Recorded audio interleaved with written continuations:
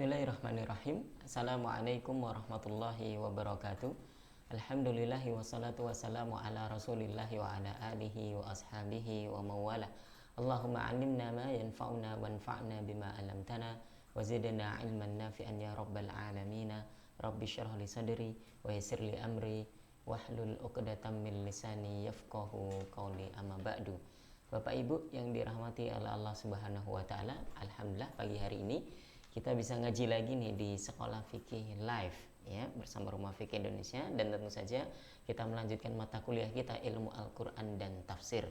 Sudah ada guru kita, dosen kita Ustadz Ahmad Sarwat. Kita sapa dulu beliau. Assalamualaikum Ustadz. Waalaikumsalam warahmatullahi wabarakatuh. Baik Ustadz. Pagi ini insya Allah kita akan lanjutkan lagi nih Ustadz, ilmu Al-Qur'an dan tafsir.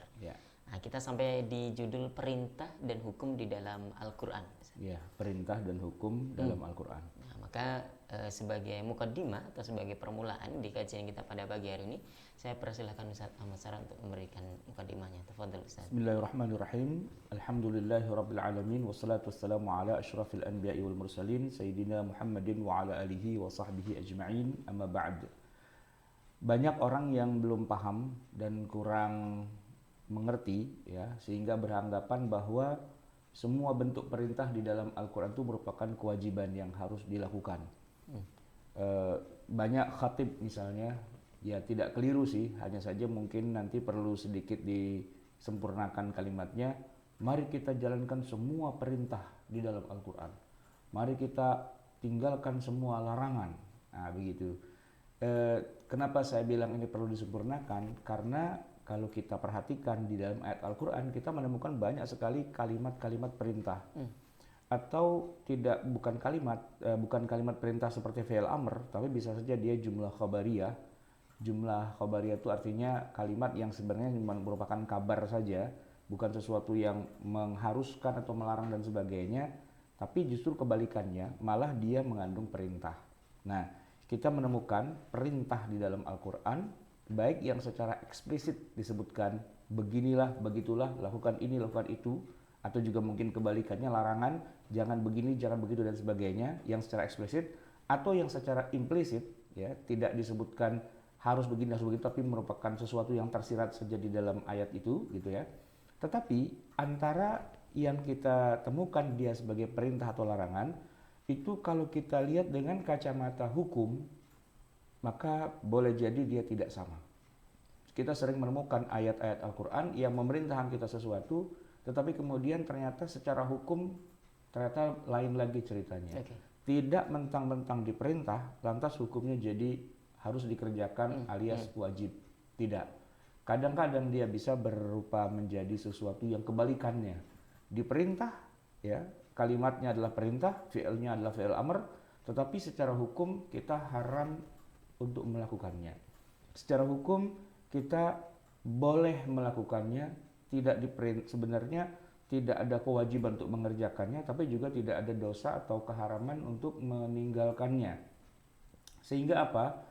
Tema kita hari ini lebih unik, yaitu antara perintah dan hukum di dalam Al-Quran.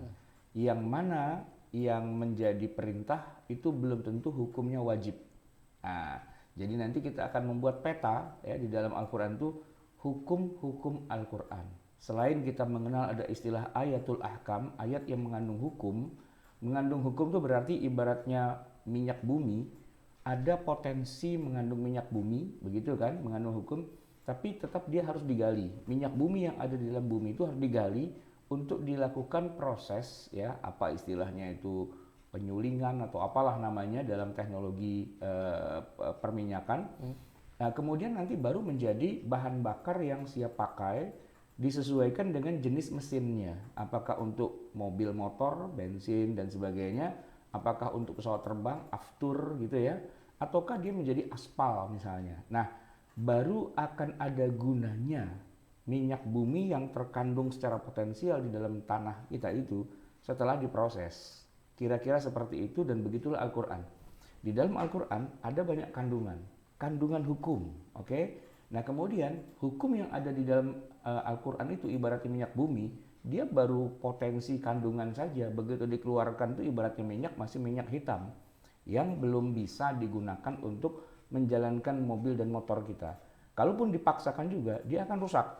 Maka dia harus diproses. Hasilnya menjadi, ya kita mengenalnya menjadi bensin ya. Kalau kita berhenti di pom bensin, nah itu yang sudah salihun ya. Qabilun wa salihun lil istikhdam. Ya, sudah bisa untuk dimanfaatkan. Sedangkan yang masih minyak mentah yang hitam pekat itu, yang masih ada di dalam kapal tanker itu ya, yang hitam, minyaknya hitam itu, ya itu belum bisa dipakai. Begitu juga Al-Quran yang di dalamnya itu mengandung banyak sekali kandungan hukum, itu masih berantakan dalam arti mungkin dia perintah, mungkin dia larangan dan sebagainya, tapi kita untuk bisa menjalankannya masih membutuhkan proses agar dia menjadi sebuah produk hukum. Nah, produk hukum itu seringkali ya bunyinya itu tidak sama dengan bunyi ayatnya. Ayatnya kemana, hasil produk hukumnya kemana lagi. Di situ harus ada semacam jembatan untuk bisa memproses yang kita mengenalnya dengan istinbat atau yang kita kenalnya dengan iktisab. Ya, sebagaimana kita mengenal dalam ilmu fikih, al-ilmu bil ahkam asy-syar'iyyah al-amaliyah al-muktasab min adillatiha at-tafsiliyah. Jadi kajian kita ini sebenarnya kajian ayat hukum dan proses menarik kesimpulan hukum dari Al-Quran. Perintah dan hukum dalam Al-Quran. Ada irisannya, Ustaz. Ada tafsirnya, ada usul fikihnya, dan ada fikihnya. Baik. Ada minyak buminya itu kalimat-kalimat perintah ataupun larangan di dalam Al-Quran. Ya, ayat ahkam. Ayat ahkam. Kemudian nanti prosesnya itu dengan usul fikih sehingga melahirkan produk-produk hukum yang ternyata kalimat perintah itu tidak hanya berisi kewajiban tapi juga bisa sunnah, bisa mubah, bahkan juga bisa haram. Masya Allah, menarik Ustaz. Ya. Baik, Bapak Ibu yang dirahmati Allah Subhanahu wa taala, insyaallah kita langsung masuk ke PDF-nya Ustaz. Di bagian yang A gitu. Wajib. Ini yang wajib nih, hukumnya yang wajib. Perintah bernilai wajib. Beberapa ayat Al-Qur'an memang berupa perintah yang hukumnya wajib dikerjakan. Misalnya ayat-ayat berikut ini. Nah, ini yang pertama tentang perintah sholat 5 waktu di dalam Al-Isra ayat 78. Aqimis sholata liduluki syamsi ila ghasakil laili wa qur'anal fajr. Inna qur'anal fajri kana mashhuda. Dirikanlah salat ketika matahari tergelincir hingga gelap malam, dan Quran saat fajar. Sesungguhnya bacaan Quran di waktu fajar itu disaksikan. Nah, umumnya para ahli tafsir menyebutkan bahwa ayat inilah yang menjadi dasar kewajiban sholat 5 waktu. Tapi itu kata ahli tafsir ya. Sedangkan kata kita enggak. Kata kita yang awam. Coba baca. Mana kata 5 waktu di dalam ayat itu? Mana zuhur, mana asar, mana maghrib, mana isya, mana subuh? Ada enggak? Enggak ada. Dan asal tahu aja, dari 6.236 ayat di dalam Al-Quran, tidak ada satupun yang menyebutkan 5 waktu sholat. Ya, nggak ada yang menyebutkan. Jadi misalnya ada ayat, apakah ada ayat bunyinya kutiba alaikum khamsa salawatin fi yaumin wa lailatin? Nggak ada ayat bunyi begitu. Ya, telah diwajibkan pada kalian untuk sholat 5 waktu sehari semalam. Wahiyya sholatu zuhri wal asri wal maghribi wal isya'i was subhi. Nggak ada. Tidak ada satupun ayat yang menyebutkan dengan lengkap nama 5 waktu sholat kita dan itu hukumnya wajib. Tidak ada. Nah terus kalau nggak ada ayat yang mewajibkan sholat 5 waktu, berarti sholat 5 waktu nggak wajib? Wajib. Nah kalau emang wajib, ayatnya mana? Ini. Begitu kita baca, enggak, mana 5 waktu? Malah di sini cuma ada 3 waktu. Ya kan? Apa? Aqimis sholata, dirikanlah sholat. Anggaplah itu kan fi'il amr ya, jadi kewajiban. Tapi kalau kita bicara waktunya, pertama liduluki syamsi. Apa duluk itu? Dulu diterjemahkan di dalam tafsir atau terjemah Kemenak ketika matahari tergelincir. Matahari kepleset injek kulit pisang jatuh tergelincir. Ya kan? Tergelincir itu maksudnya adalah zawalus syams, ketika matahari di atas kepala kita sedikit bergerak condong ke barat, itu dikatakan dengan zawal. Liduluki syamsi, ketika matahari tergelincir, yaitu maksudnya kan zuhur ya. Betul. Ila ghasaqil laili, sampai ghasak itu apa? Gelap malam. Oke. Jadi pada saat zuhur dan pada saat ghasaqil laili, gelap malam. Berarti apa? Ya malam hari lah, mau disebut itu maghrib atau isya terserah. Wa qur'anal fajar, itu juga tidak menyebut kata sholat subuh atau sholat fajar, malah menyebutnya qur'anal fajar. Quran Quran saat fajar. Ya, para mufassir kemudian menafsirkan itu adalah waktu subuh. Oke, ditafsirkan ya, ditafsirkan. Berarti matahari tergelincir itu ditafsirkan menjadi zuhur. Kemudian ghasaqil laili, gelap malam, ditafsirkan menjadi maghrib, ya kan? Kemudian Quran al-Fajr ditafsirkan menjadi subuh. Berapa waktu? Baru 3 ini. Baru 3. Lah, yang 2 lagi mana? Enggak ada. Nah, terus kita sholatnya berapa kali sehari semalam? 3 apa 5? Enggak ada kan satupun ayat yang menyebutkan hal itu, ya kan? Nah, balik lagi, ternyata para mufassirin kemudian ya menemukan bahwa tidak ada satupun ayat yang mewajibkan sholat 5 waktu. Ini kan kalau kita nggak ngerti tafsir dan tidak mengerti fikih, kita jadi zindik itu akhirnya. Jadi orang yang apa-apa serba Quran tapi sangat harfiah.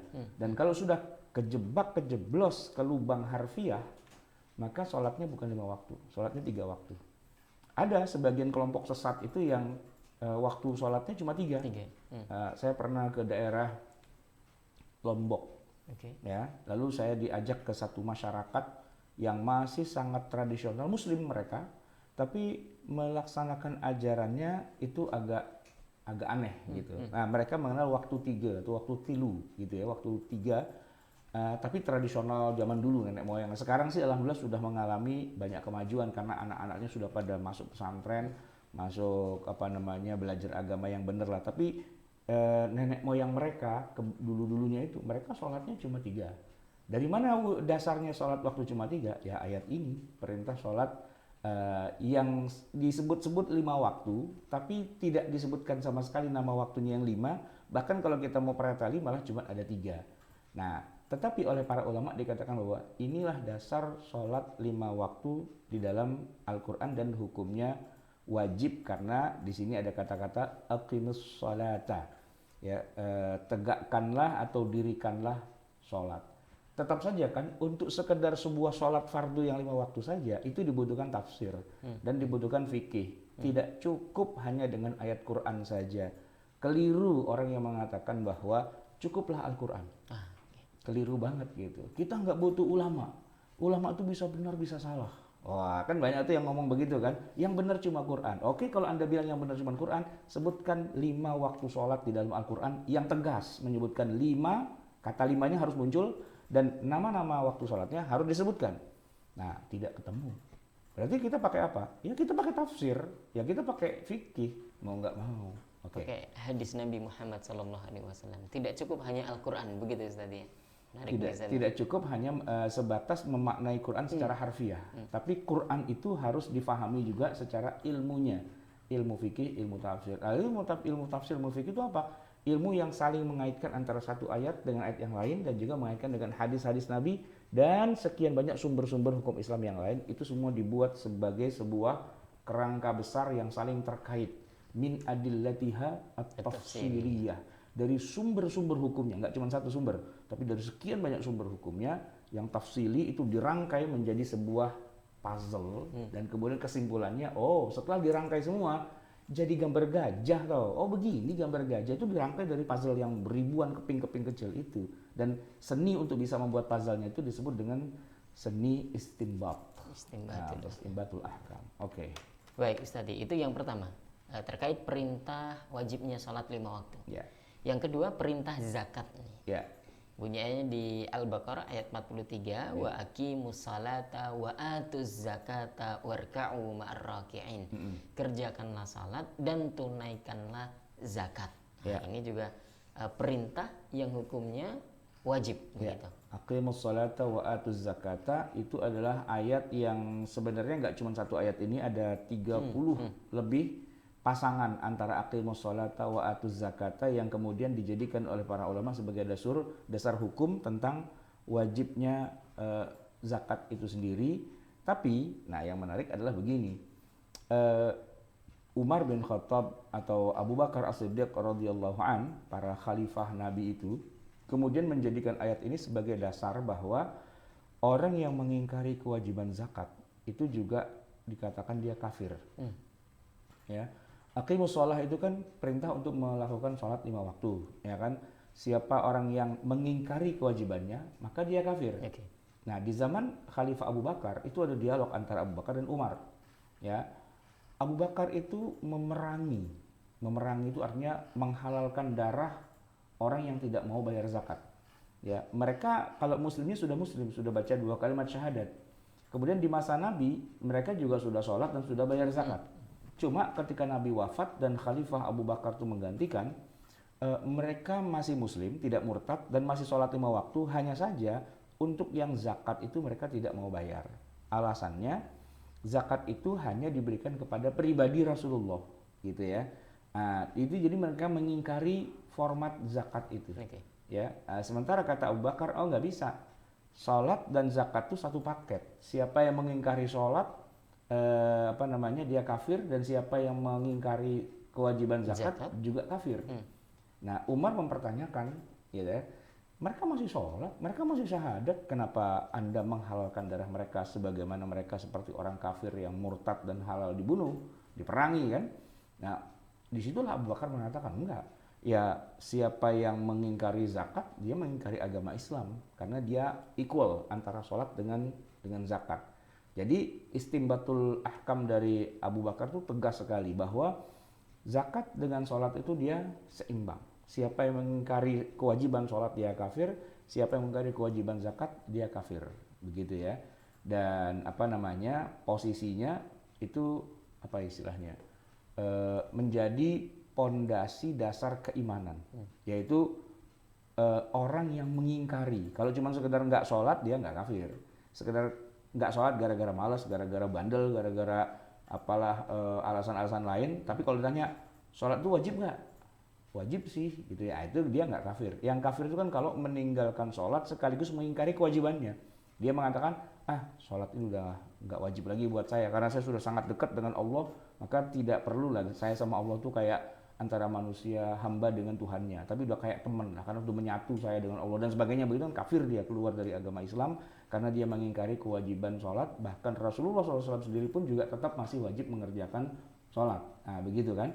Nah itu diikualkan dengan zakat. Itu yang ditafsirkan oleh para ulama dari ayat ini dan ayat-ayat yang lain. Ada 30 titik di dalam Al-Quran yang bicara tentang kewajiban sholat dan kewajiban zakat. Nah cuman kan ayatnya tidak bilang begini, siapa yang mengingkari sholat atau mengingkari zakat kafir ya, nggak ada ayat begitu, ya kan? Diistimbatlah oleh para sahabat, oleh terwabil khusus oleh Abu Bakar, aqimus sholat wa atuz zakat itu menjadi bagian dari akidah, bukan mengerjakannya, tapi meyakini kewajibannya, itu bagian dari akidah. Oke. Baik Ustaz, itu tentang zakat. Ada lagi tentang puasa. Oke. Ini perintah tentang puasa di Quran surat Al-Baqarah 183. Ya ayyuhalladzina amanu kutiba alaikumusyamu kama kutiba alal ladzina min qablikum la'allakum tattaqun. Wahai orang yang beriman, diwajibkan kepadamu berpuasa sebagaimana telah diwajibkan kepada umat sebelummu agar kamu bertakwa. Nah, ya, ini juga ayatnya eksplisit sekali, tegas begitu ya. Kutiba begitu, diwajibkan. Maka sudah menjadi kewajiban juga bagi kita karena Allah juga sudah secara eksplisit menyebutkan diwajibkan, begitu Ustaz. Walaupun masih ada meninggalkan masalah. Puasa apa? Oke. Puasa apa? Yang wajib itu puasa apa? Puasa Ramadan. Mana kata Ramadannya? Ya ayyuhalladzina amanu kutiba alaikumusyamu kama kutiba alal ladzina min qablikum la'allakum tattaqun. Wahai orang beriman, diwajibkan pada kamu untuk puasa. Oke, puasa wajib. Sebagaimana diwajibkan puasa atas umat sebelum kamu. La'allakum tattaqun, sebagaimana semoga kamu bertakwa, gitu kan. Ini bukan ayat tentang kewajiban puasa Ramadan. Setidaknya tidak ada kata Ramadan di dalam ayat itu, ayat 183. Jadi kalau dibilang kita wajib puasa, ya puasa apa? Puasa Ramadan. Mana kata Ramadannya? Nggak ketemu.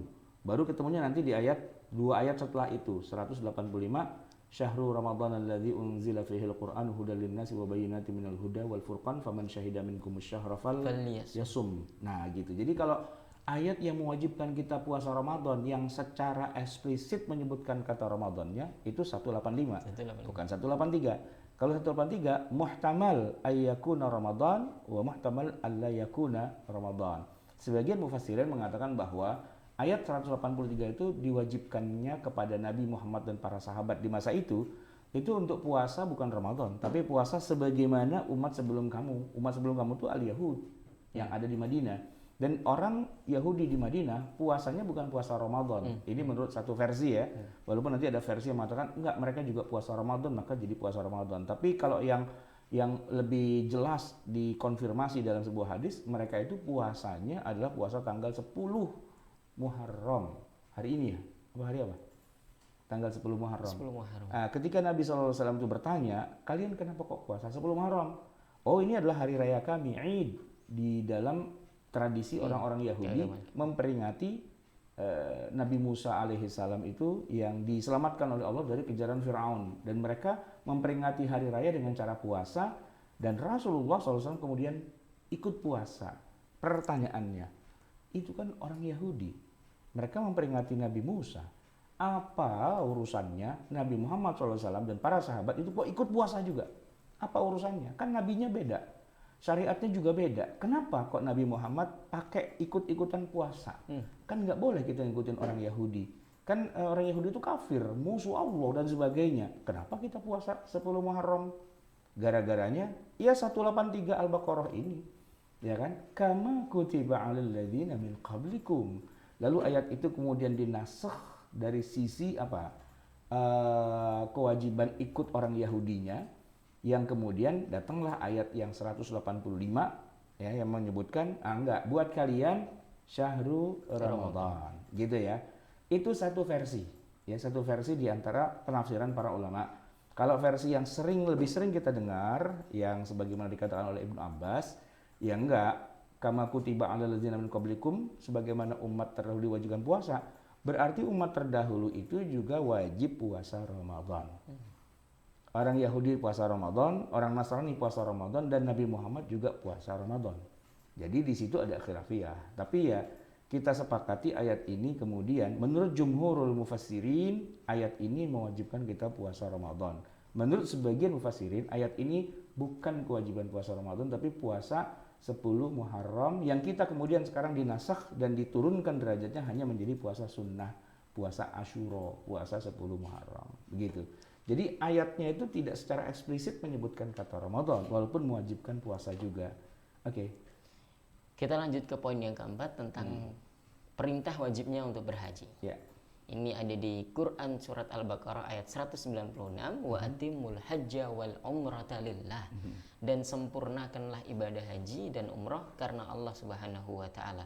Kemudian di Quran surat Ali Imran ayat 97 juga demikian. Walillahi 'alan nasi hajjul baiti man istata'a ilaihi sabila.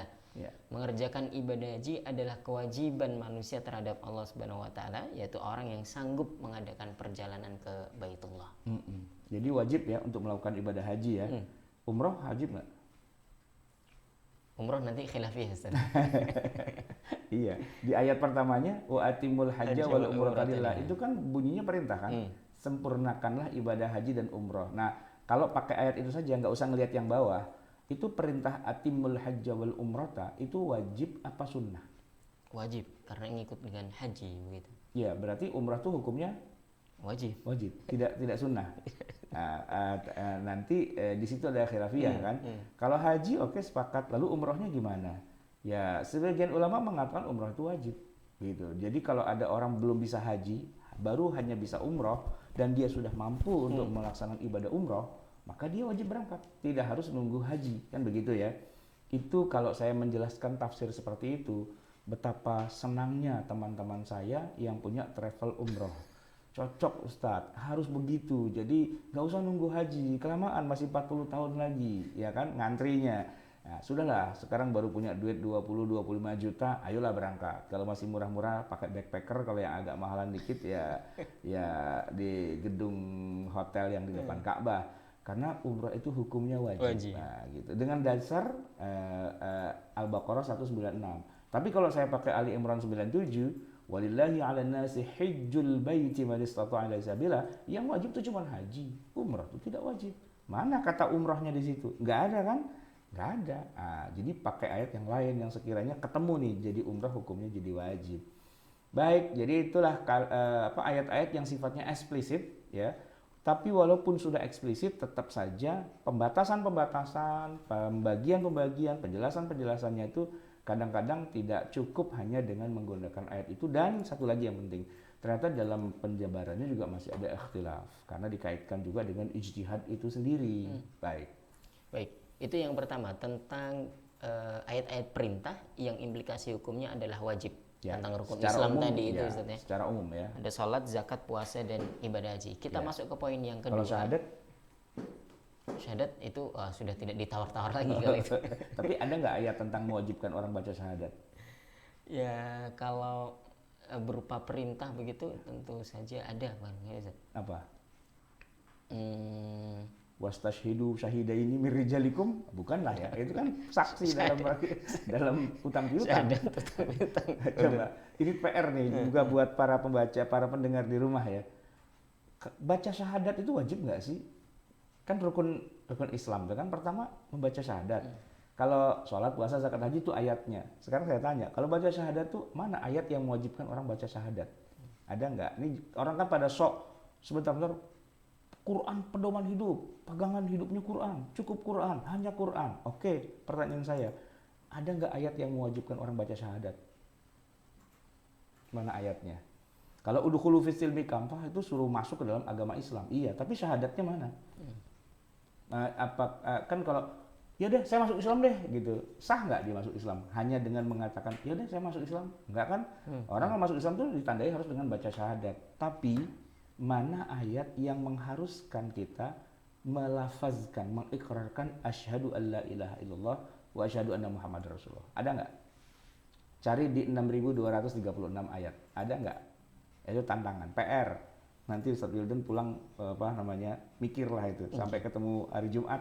Udah ketemu belum? Soal pelafalannya Ustaz ya. Tapi Iya. kalau soal bahwa kita itu harus menyembah Allah, tentu saja banyak sekali ayatnya. Oh iya, kita sepakat menyembah Allah. Ini kan sholat, puasa, zakat, haji kan menyembah Allah juga semua. Tapi kan bentuknya kan langsung sudah spesifik. Sholat, zakat, puasa, haji. Nah itu kan 4. Rukun Islam itu kan ada 5. Yang nomor 1 kan baca syahadat. Nah pertanyaan saya, mana ayat yang memerintahkan kita baca syahadat di lisan? Ada nggak? Oke. Buat PR nih Ustaz. PR. Oke. Kita Karena pertanyaan gini, ini di bagian ini kan kita bicara yang wajib, yang Oke. wajib saya kasih contoh 4. Nah, mestinya ada yang bertanya, Ustaz, kalau yang nomor 1 baca syahadat mana ayatnya? Gitu kan? Nah, mumpung nggak ada yang tanya, saya aja yang tanya, mana ayat yang tentang mewajibkan baca syahadat? Kita sepakat baca syahadat itu harus. Tidak sah orang masuk Islam kalau tidak baca syahadat, itu kita sepakat. Tapi ayatnya mana? Nah, itu kalau ada seorang mu'allaf gitu ya, menyatakan diri mau masuk Islam, lalu kata ustadz yang mendampingi, ayo baca syahadat. Ini kalau dia pinter itu dia tanya, bentar. Saya harus baca syahadat nih, iya. Dalilnya mana? Di ayat Quran. Nah itu ustadz buyang gitu. Paling dia bilang, lo jadi mu'alaf aja pakai nanya dalil gitu. Oh enggak, saya udah sering dengar ceramah nih, apa-apa harus ada dalil. Baca syahadat tuh dalilnya mana? Oke. Saya perlu googling dulu nanti. Ya, nyarinya di Google dia. Kita masuk ke poin yang kedua Ustaz, yang sunnah. Ya. Kadang Allah Subhanahu wa taala dengan sigat amr atau perintah memerintahkan sesuatu namun secara hukum tidak menjadi kewajiban. Hukumnya hanya sebatas sunnah saja. Ada beberapa contoh nih, antara lain yang pertama perintah salat tahajud. Ya. Kadang Allah Subhanahu wa taala dengan sigat amr memerintahkan melakukan salat tahajud, ternyata para ulama sepakat membedakan hukumnya. Tidak menjadi kewajiban tetapi hanya menjadi sunnah saja. Ya. Ini di Quran surat Al-Isra ayat 79. Wa minal laili fatahajjat bihi nafilatan lak asa ayyab'atha rabbuka maqaman mahmuda. Asa ayyab'atsaka rabbuka maqaman mahmuda. Ya. Dan pada sebagian malam hari bersembahyang tahajudlah kamu sebagai suatu ibadah tambahan bagimu. Mudah-mudahan Tuhanmu mengangkat kamu ke tempat yang terpuji. Ya, ini perintahnya pakai fi'il amr. Fatahajjad bihi. Ya, salat tahajudlah kamu di dalamnya. Di mana? Di dalam sebagian malam. Oke. Tapi apa yang mendasari perintah ini menjadi tidak wajib tapi hanya sunnah? Di dalam ayat ini ada kata-kata nafilatan laka sebagai tambahan, ibadah tambahan bagimu. Itu yang kemudian ditengarai bahwa agar-agar ada kata nafilatan laka itu menjadi hukumnya tidak wajib mutlak tapi sebagai tambahan. Namanya juga tambahan, kalau mau ditambahin boleh, kalau nggak ditambahin nggak apa-apa karena sifatnya penyempurnaan dari ibadah. Sholat kita yang wajib sudah terpenuhi, tapi kalau mau dapat pahala yang banyak, dapat kedudukan yang tinggi, Rob asa ayya ba'asaka rabbuka maqaman mahmuda, tempat yang terpuji, yang tinggi itu, tambahin dong, jangan cuma yang wajib aja, yang sunnah juga. Apa itu? Fatahajjad bihi. Itu disepakati ijma oleh seluruh ulama bahwa salat tahajud itu tidak wajib, kecuali salah paham dari ibarah yang digunakan oleh mazhab Hanafi yang mengatakan sholat tahajud itu wajib. Tapi itu salah ibarah, bukan salah memahami ibarah. Karena ibarahnya orang-orang bermazhab Hanafi itu mereka membedakan antara fardu dengan wajib. Nah, kita bermazhab Syafi'i dan juga jumhur mayoritas ulama, kita tidak membedakan antara makna kata wajib dengan fardu. Fardu itu wajib, wajib itu fardu. Tapi saudara kita di India, Pakistan, Turki dan sebagainya yang bermazhab Hanafi, mereka punya usul fikih yang berbeda dan punya mustalahat fikih yang berbeda. Kalau mereka mengatakan fardu, maksudnya ya kalau di kita itu wajib. Sedangkan kalau mereka bilang wajib, di kita jatuhnya itu adalah sunnah muakkadah. Jadi sholat tahajud itu hukumnya wajib apa sunnah? Tergantung nih, yang ngomong siapa? Kalau yang ngomong kita, mazhab Syafi'i dan juga mayoritas ya mazhab yang lain yaitu Maliki dan Hambali, kita mengatakan bahwa sholat tahajud itu hukumnya sunnah muakkadah. Sunnah atau sunnah muakkadah. Nah, kalau saudara kita mazhab Hanafi, mereka mengatakan tahajud itu hukumnya wajib. Walaupun mereka juga tidak menggunakan istilah tahajud, mereka menggunakan istilah witir. Nabi itu tidak pernah meninggalkan witir setiap waktu. Jadi selalu, bahkan kalaupun beliau telat dan tidak melakukan sholat, beliau mengkodoknya, mengkodok sholat witir, begitu kan? Ada kodoknya. Oh, berarti ini benar-benar Nabi nggak pernah meninggalkan, sehingga hukumnya wajib, kata mazhab Hanafi, yang mana setelah kita telisik lebih dalam, ternyata dibilang wajib itu ya nggak dosa sih kalau ditinggalkan. Ternyata itu kalau di kita tuh namanya istilahnya itu adalah sunnah muakkadah, sunnah yang kalau ditinggalkan rada-rada rugi, kere banget gitulah kalau sampai ditinggalkan. Tapi tetap tidak sampai kepada wajib. Tidak ada orang gara-gara gak tahajud terus disiksa, itu nggak ada, gitu kan? Itu kalau orang belajar ilmu fikih itu bisa membedakan, ya. Ada stratanya. Kewajiban tuh ada yang fardu ain, ada yang fardu kifayah, ada yang sunnah muakkadah dan sebagainya. Tapi kalau orang nggak pernah belajar fikih, semua perintah tuh jadi wajib. Dan siapa yang tidak melakukannya jadi dosa. Saya punya teman yang dia punya pesantren, di pesantrennya itu sholat tahajud itu sholat wajib. Dalam arti sholatnya jadi bukan 5 waktu, 6 waktu. Karena itu menjadi sesuatu yang sifatnya wajib. Pertama, dia tabrak tentang kewajiban sholat berjamaah. Ya, dia bilang wajib. Orang kalau nggak sholat berjamaah, maka dia dosa. Yang kedua, dia tambahin sholat yang 5 waktu menjadi 6. Apa? Tahajud.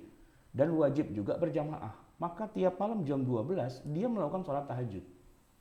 Karena itu wajib hukumnya. Itu di rumahnya di pesantren yang dimiliki oleh bapaknya. Nah, anaknya, teman saya, dia malam nggak tahajud. Tapi kalau lagi di Jakarta, kalau di kampungnya dia tahajud. Karena kata bapaknya, wajib, awas lo ya, gitu kan. Begitu di Jakarta, nggak sholat. Saya bilang, woi, kok nggak sholat lo? Nggak wajib.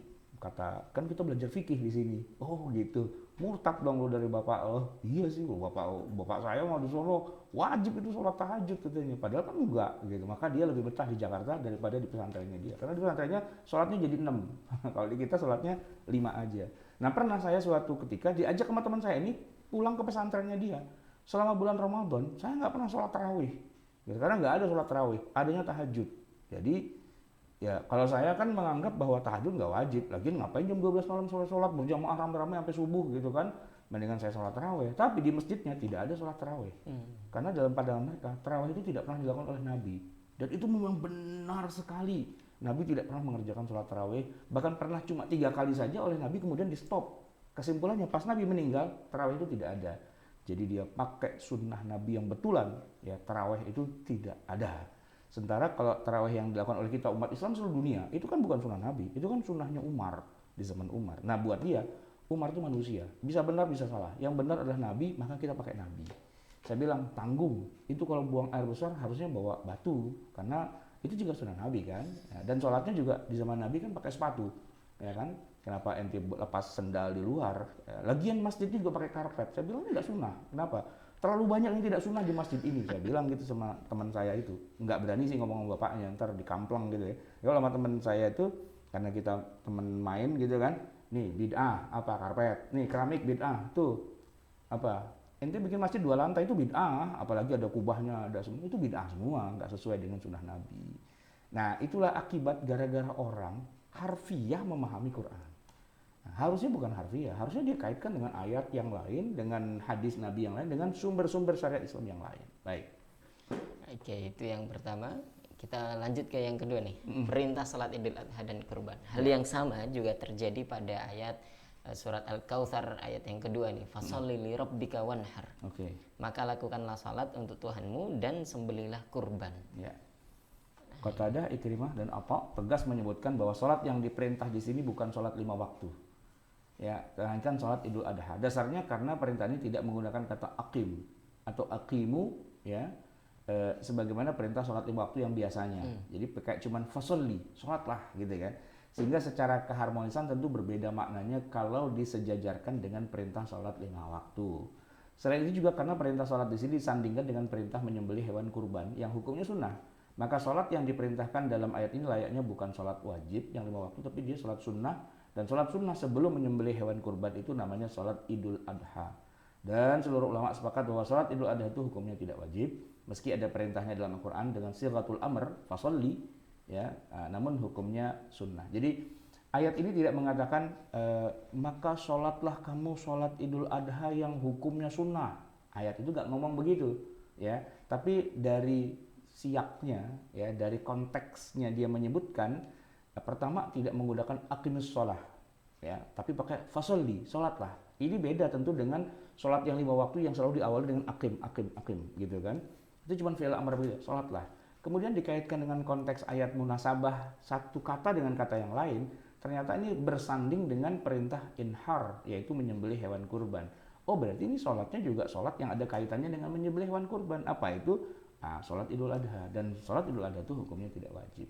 Jadi ayatnya cuma fasholli li rabbika wanhar. Tapi para ulama itu menemukan begitu banyak informasi padat di dalamnya yang oleh mereka kemudian diurai. Dari uraian itu kemudian kita bisa membaca dan melahirkan sebuah hukum baru yang tidak bisa dilihat begitu saja oleh orang yang tidak bisa bahasa Arab, tidak mengerti ilmu Al-Quran dan tidak mengerti tafsir. Dia hanya baca Quran terjemahan Kementerian Agama dan tidak menemukan informasi apa-apa. Ya karena memang matanya bukan mata yang jeli, bukan mata ahli. Telinganya bukan telinga yang ahli. Kalau telinga ahli itu ya, mobil saya rusak bawa ke bengkel, saya punya langganan montir yang jago banget dia. Saya bilang mesin mobil saya ini ada begini. Ya udah Pak, coba nyalain mesinnya. Gitu kan, nyalain. Itu dia dengerin. Oh, masalahnya di sini. Dia cuma dengerin gitu aja. Saya juga tiap hari dengar, tapi saya nggak tahu apa masalahnya. Ya karena orang expert, jadi begitu baca ayat Quran, ya bisa temukan poin-poin yang tersirat di balik yang tersurat. Begitu. Baik, ini menarik nih Ustaz bagi saya. Saya pengen bedah agak lebih detail begitu. Kalau yang tadi di ayat pertama tentang kesunahan sholat tahajud itu ada kalimat eksplisit dari Allah, fatahajjat bihi nafilatan, begitu ya. Bertahajudlah sebagai bentuk nafilah saja, sebagai tambahan. Nah, kalau di ayat ini fasholli li rabbika, dia sholatnya itu tidak wajib karena redaksinya itu berbeda dengan kewajiban sholat 5 waktu yang pakai akim atau akimu. Ini cuma fasholli. Nah, untuk wanharnya ini ini kan kalimat perintah nih, dan kita tahu bahwa perintah itu pada dasarnya bernilai wajib begitu. Nah, bagaimana ayat ini yang wanhar ini kemudian dinilai sunnah oleh para ulama atau para mufassir? Ya, jadi kembali lagi nanti kita akan menemukan bahwa ayat ini kan ditafsirkan. Wanhar itu kan artinya sembelihlah kurban gitu ya.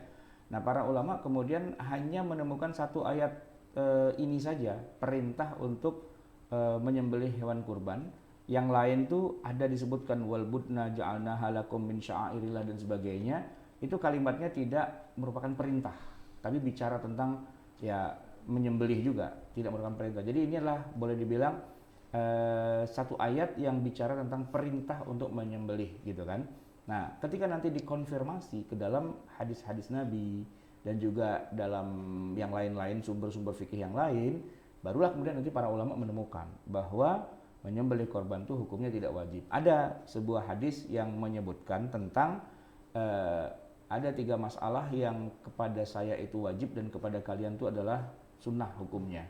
Ya, salasun hunna alayya faraid walakum tatawwu, kata Nabi. Nah, salah satunya adalah menyembelih hewan kurban. Itu yang dijadikan dalil oleh para ulama di kalangan mazhab Hanafi yang mengatakan bahwa menyembelih kurban itu hukumnya wajib. Selain juga ada hadis yang menyembunyikan yang berbunyi man kana lahu sa'ah, ya, siapa yang punya keluasan harta walam yudhahi, tapi dia tidak menyembelih kurban, fala yaqrabanna musallana, jangan kau dekati tempat sholat kami. Nah, dari situ mazhab Hanafi mewajibkan menyembelih kurban. Tapi nah, setelah kita telisik lebih dalam lagi, rupa-rupanya balik lagi, walaupun mereka bilang itu wajib, ternyata wajib yang mereka maksud itu kalau di kita jatuhnya sunnah muakkadah. Gimana?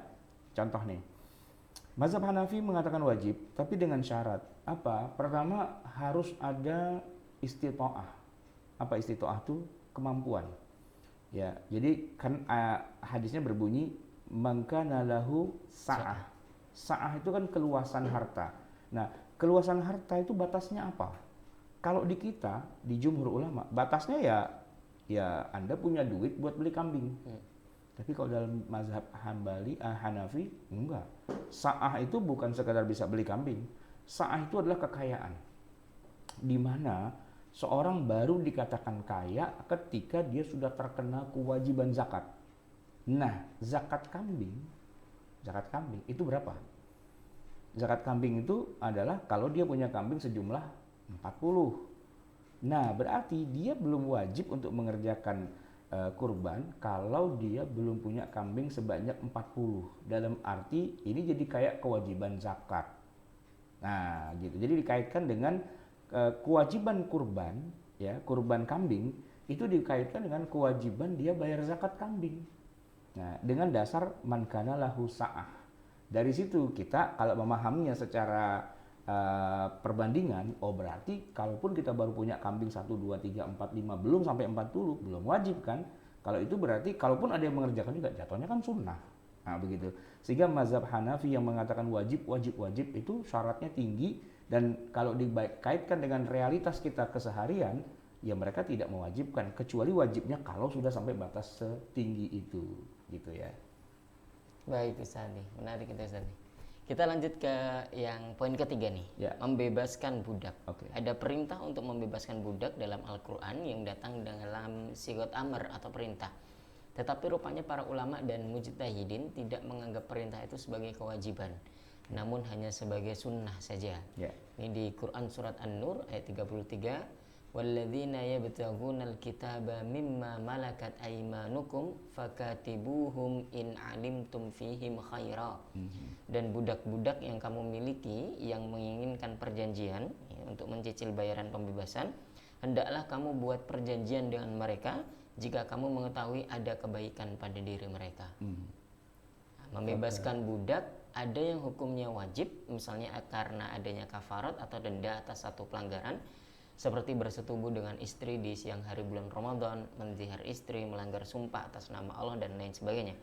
Namun dalam keadaan tidak ada bayar denda atau kafarat apapun, maka hukum membebaskan budak menjadi tidak wajib, melainkan sunnah saja. Ya.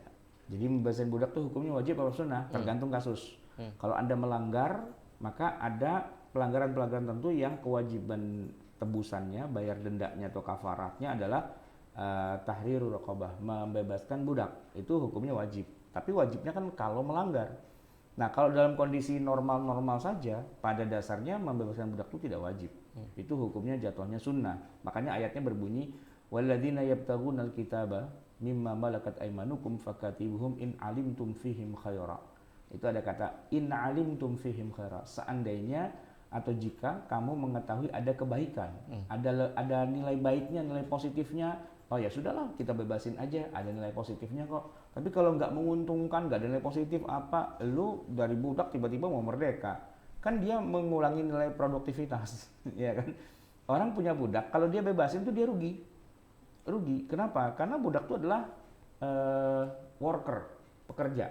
Seperti seorang punya sapi, punya kuda, punya hewan-hewan yang dipekerjakan, misalnya kalau di petani kita di kampung masih ada ya yang membajak sawah pakai sapi gitu, atau tukang apa andong, delman, kan masih ada. Di Malioboro juga masih ada kan. Nah, itu kan ditarik sama kuda kan. Kalau diganti pakai motor, orang ngapain naik itu pakai motor, buat apa? Oh, ini wisata wisata yang menarik ya, Budaya yaitu gitu budaya ya. kan.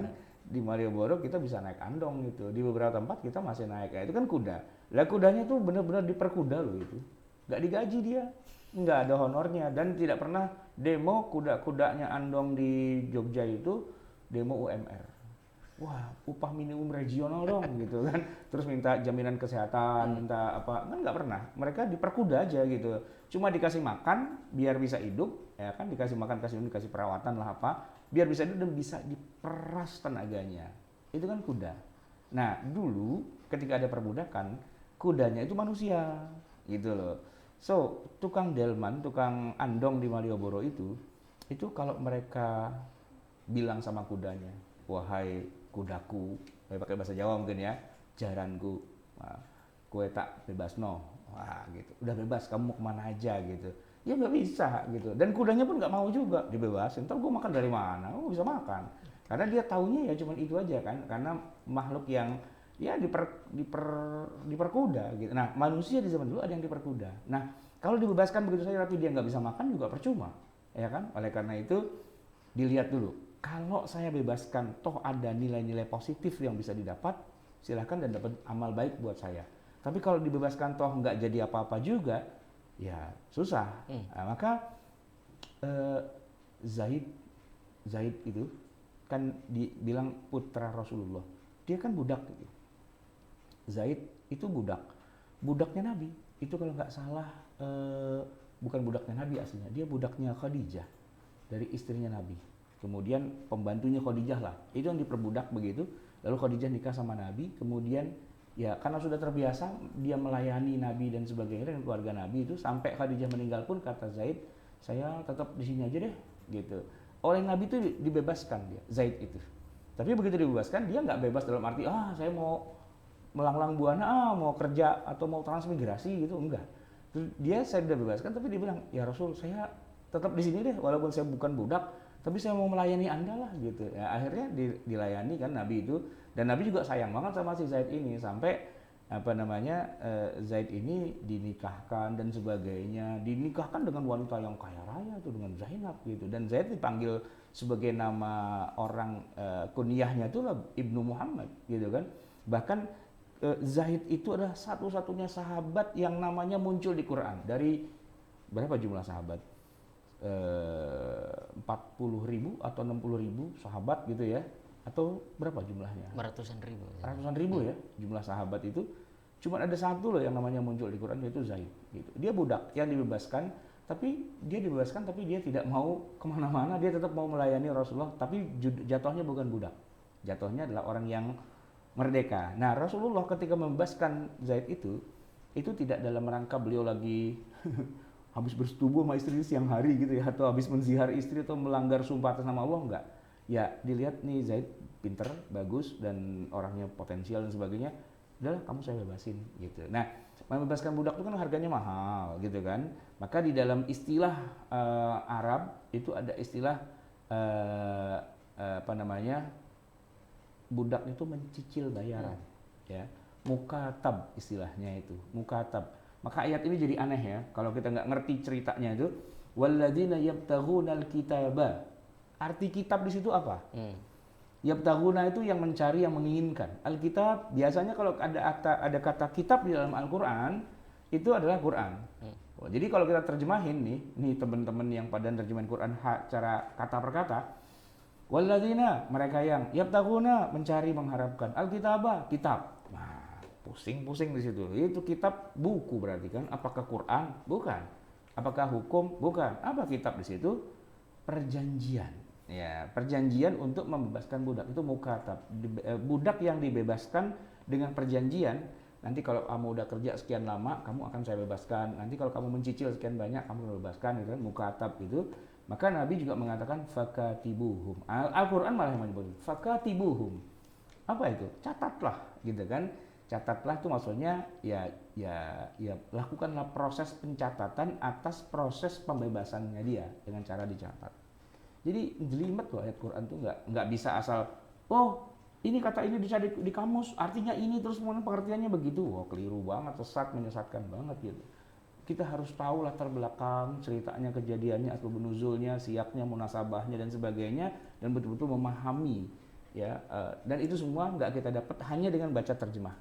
Kita buka kitab tafsir. Jadi nanti ada yang nanya, Ustaz kok pintar banget sih kayak gitu? Bukan gua pintar, baca dulu tafsirnya. Panjang banyak kitab tafsirnya baru begitu cerita ayat ini. Baik. Itu menarik Ustaz. In alimtum fihim khairan. Ini jika kamu mengetahui ada kebaikan pada mereka. Saya pernah beberapa kali mendapati salah satu hikmah kenapa syariat ini tidak langsung saja mewajibkan untuk membebaskan budak. Itu tadi Ustaz. Kalau ini diwajibkan untuk dibebaskan, nanti bisa jadi budak-budak itu justru terlantar begitu.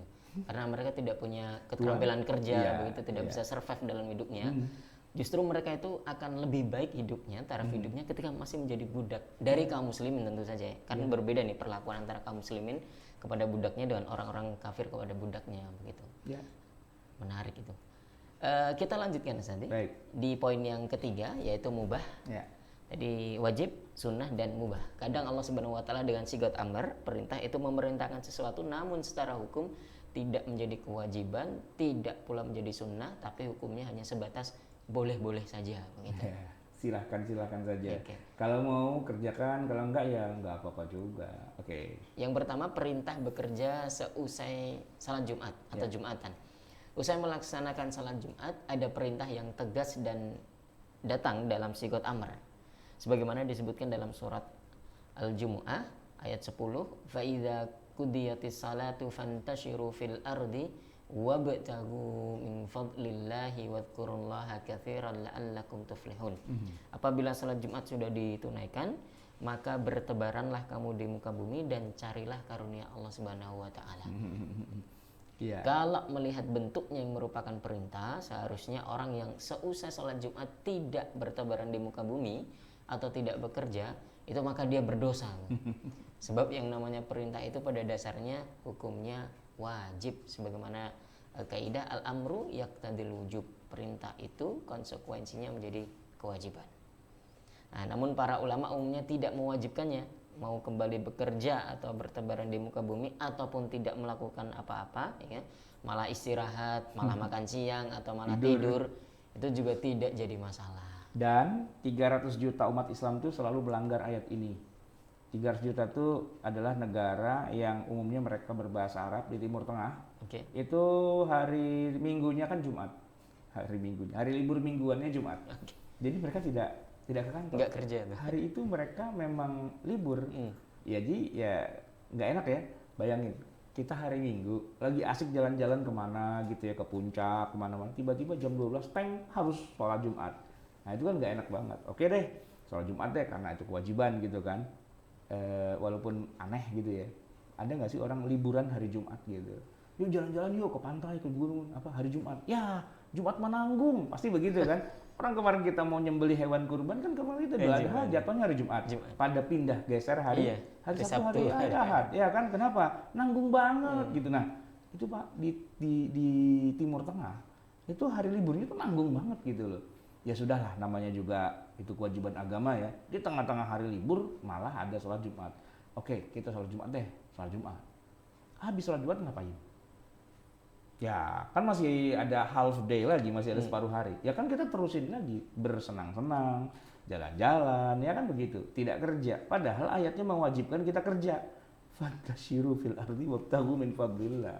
Berarti dosa itu kalau hari Jumat kok kita liburan, jalan-jalan ke mall, makan-makan, apalagi pulang ke rumah tidur gitu kan. Nah, itu dosa itu harusnya kalau secara harfiah. Tapi alhamdulillahnya kita di Indonesia enak ya. Hari liburnya itu Sabtu Ahad. Oke, nggak ada urusan Jumat. Jumat kita tetap ke masjid dan habis sholat Jumat kita balik lagi ke kantor dan kerja. Itu justru yang lebih Islami, yang lebih Qur'ani itu kita orang Indonesia, bukan orang Saudi, bukan orang Mesir, bukan orang Sudan, bukan orang-orang yang tinggal di Timur Tengah, tapi di Indonesia. Berarti mereka harus ganti tuh hari liburnya, jangan Jumat itu, ganti Sabtu Minggu gitu aja. nggak apa-apa, kafir deh gitu ya. Kan mereka bangga, kami Islami gitu. Islami dari mana? Hari Jumat aturan jalan-jalan malah sholat Jumat dan kalian libur kerjanya. Untungnya ayatnya tidak mewajibkan, begitu ya. Jadi ya nggak apa-apa, habis sholat Jumat mau tidur biasa, boleh gitu kan. Mau makan silahkan. Mau nggak balik ke kantor langsung menghilang, banyak juga itu yang hari Jumat itu jadi hari nggak jelas lah, hari setengah hari gitu ya, kurang efektif. Oke. Kalau pertanyaannya Ustaz, kalau dikejar nih misalnya nih, kenapa bisa jadi fantasyiru fil ardi wabtaghu min fadlillah itu menjadi hukumnya mubah? Karena kan di sini perintah tadi yaqtadil wujub begitu. Konsekuensinya wajib. Kenapa hanya menjadi mubah saja Ustaz? Ya, karena sebelumnya ada larangan. Ya, sebelumnya ada larangan. Karena kalau ayat ini kita kaitkan munasabahnya dengan ayat sebelumnya, itu disebut dengan munasabah ya, mengaitkan dengan ayat sebelumnya atau dengan ayat yang lain atau dengan konteks antara surat dengan surat, kan ada munasabah itu istilahnya. Nah, itu ayat-ayat sebelumnya melarang ya.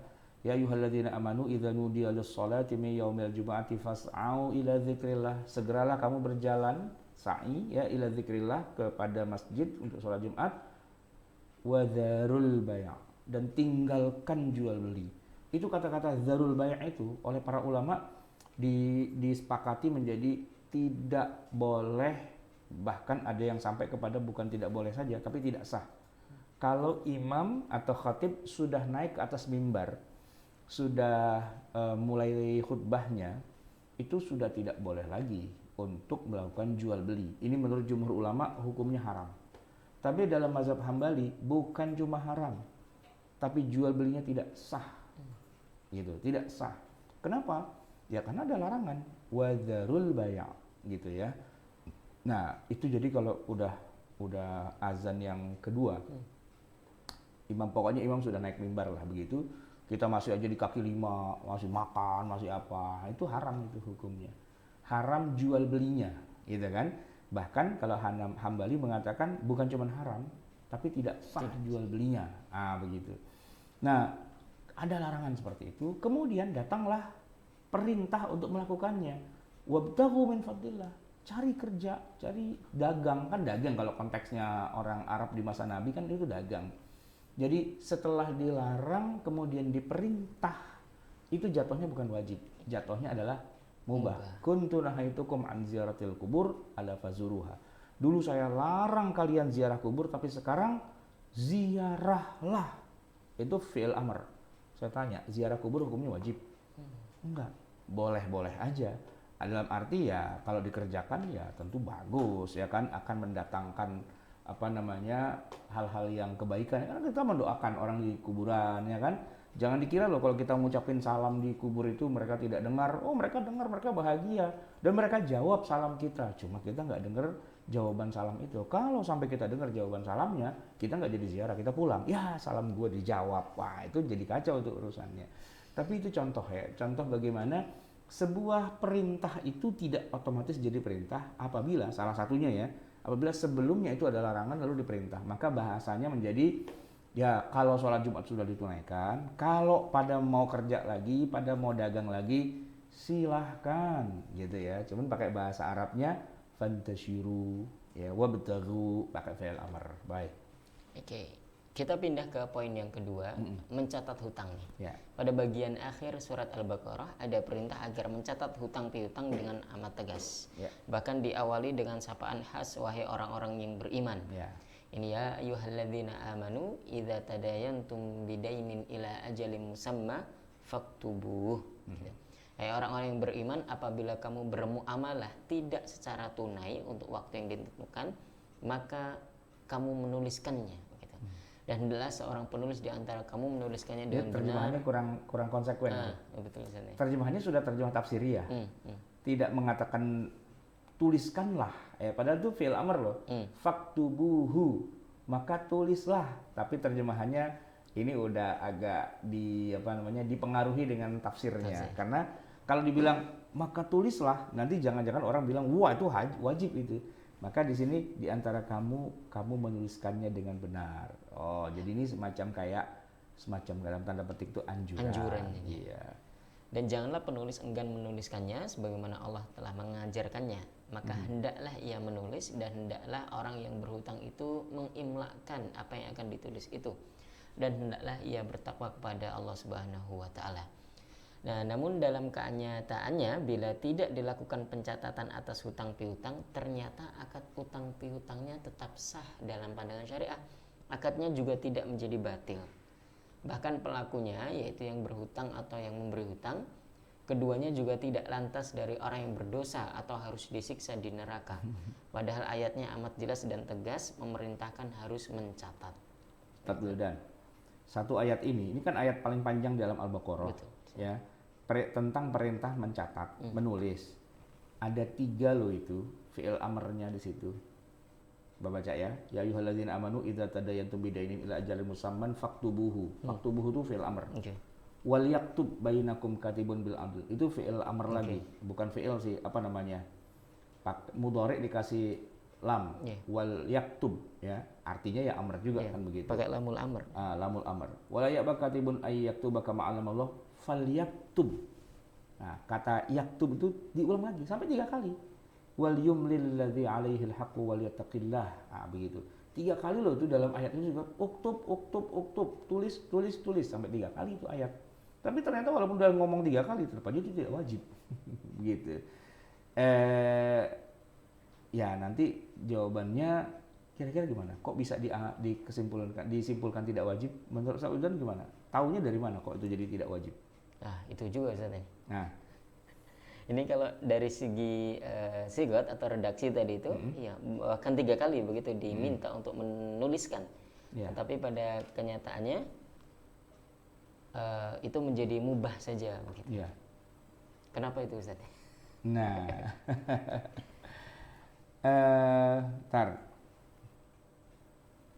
ini ada di dalam ayat ini juga, cuman saya lagi coba cari ya.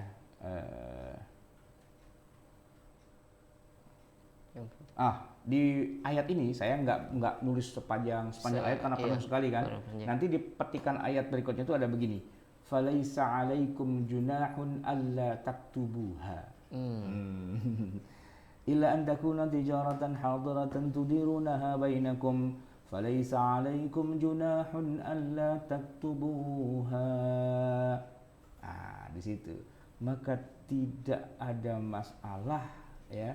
Tidak jadi junah gitu, falaisa 'alaikum junahun alla taktubuha, kalau kamu tidak menuliskannya. Ini ayatnya panjang, 3 kali perintah tapi kemudian dibatalkan dengan kata-kata falaisa 'alaikum junahun alla taktubuha.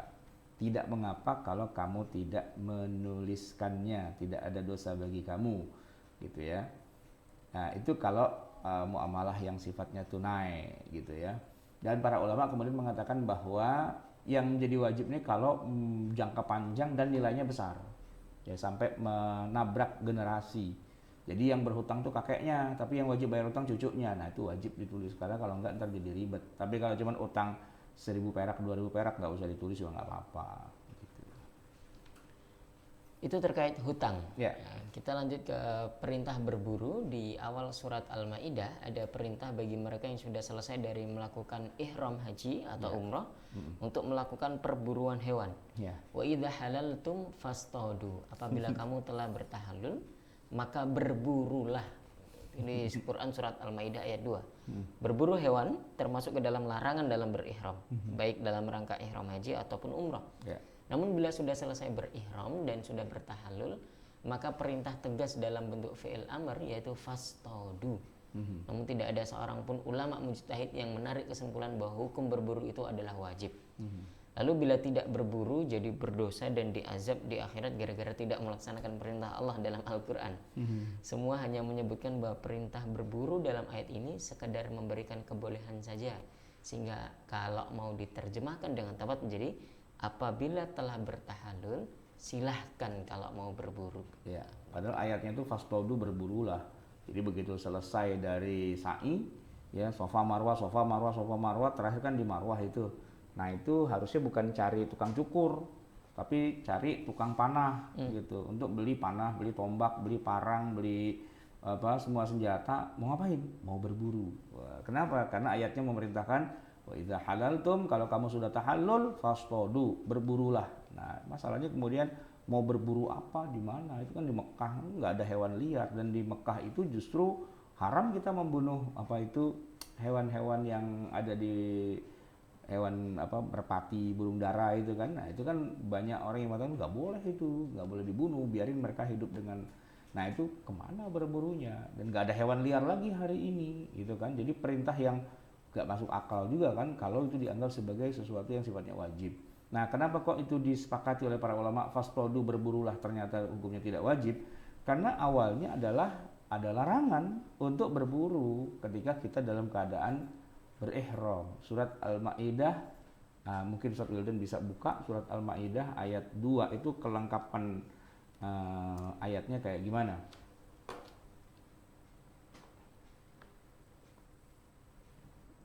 Ini termasuk ayat yang panjang juga Ustaz ya? Ya ayyuhalladzina amanu la tuhillu sya'airallah wala Wala syahrul syahrul harama haram, wala wala hadiya wala hadiya, qala'ida wala wala qala'id, aminal wala baital haram yabtaghuna fadlan min rabbihim wa ridwana wa idza halaltum fastadu. Nah, itu kan panjang. La tuhillu sya'airallah, janganlah kamu menghalalkan sya'airallah, melanggar syiar-syiar Allah. Nah, melanggar syiar Allah itu adalah melakukan pelanggaran terhadap larangan dalam ihram. Ya, tidak boleh mencabut bulu, mencukur rambut, pakai wewangian, dan seterusnya, termasuk juga tidak boleh membunuh hewan atau berburu. Nah, tapi ayatnya kan diteruskan wa idza halaltum, kalau kamu sudah tahallul fastodu, berburulah. Tapi pertanyaannya gini Ustaz Wildan, kenapa Allah menyebutkan fastodu, berburu saja, padahal larangannya kan banyak? Kenapa Allah nggak menyebutkan pakai minyak wangi lah gitu ya, atau berjima lah, atau pakai baju biasa lah gitu? Tapi kenapa fastodu? Kira-kira apa penyebabnya Ustaz Wildan? Kenapa Ustaz ya? Barangkali itu menjadi perwakilan saja, begitu menjadi Iya, memang mewakili yang lain, tapi kenapa yang dipilih fastodunya, berburunya? Begini, zaman dulu orang kalau haji kan bukan orang Mekah pastinya kan, tapi orang dari luar daerah yang jauh. Kalau Nabi itu kan dari Madinah atau dari mana-mana kan. Bekal perjalanan mereka itu kan terbatas untuk makanan, terbatas. Nggak ada di perjalanan Nabi dari Madinah ke Mekah waktu haji itu nggak ada rest area. Bahkan sampai hari ini pun nggak ada rest area juga. Jalan tol sepanjang-panjang gitu, rest areanya nggak enak gitu. Dalam arti WC-nya hancur, tempatnya juga tidak indah dan sebagainya. Saya juga bingung orang Saudi kenapa sih nggak bikin rest area yang serius gitu ya. Jadi bekal makanan mereka itu terbatas. Nah, untuk mengatasi keterbatasan itu, sepanjang jalan mereka akan melakukan perburuan. Nah, gitu, berburu, ya.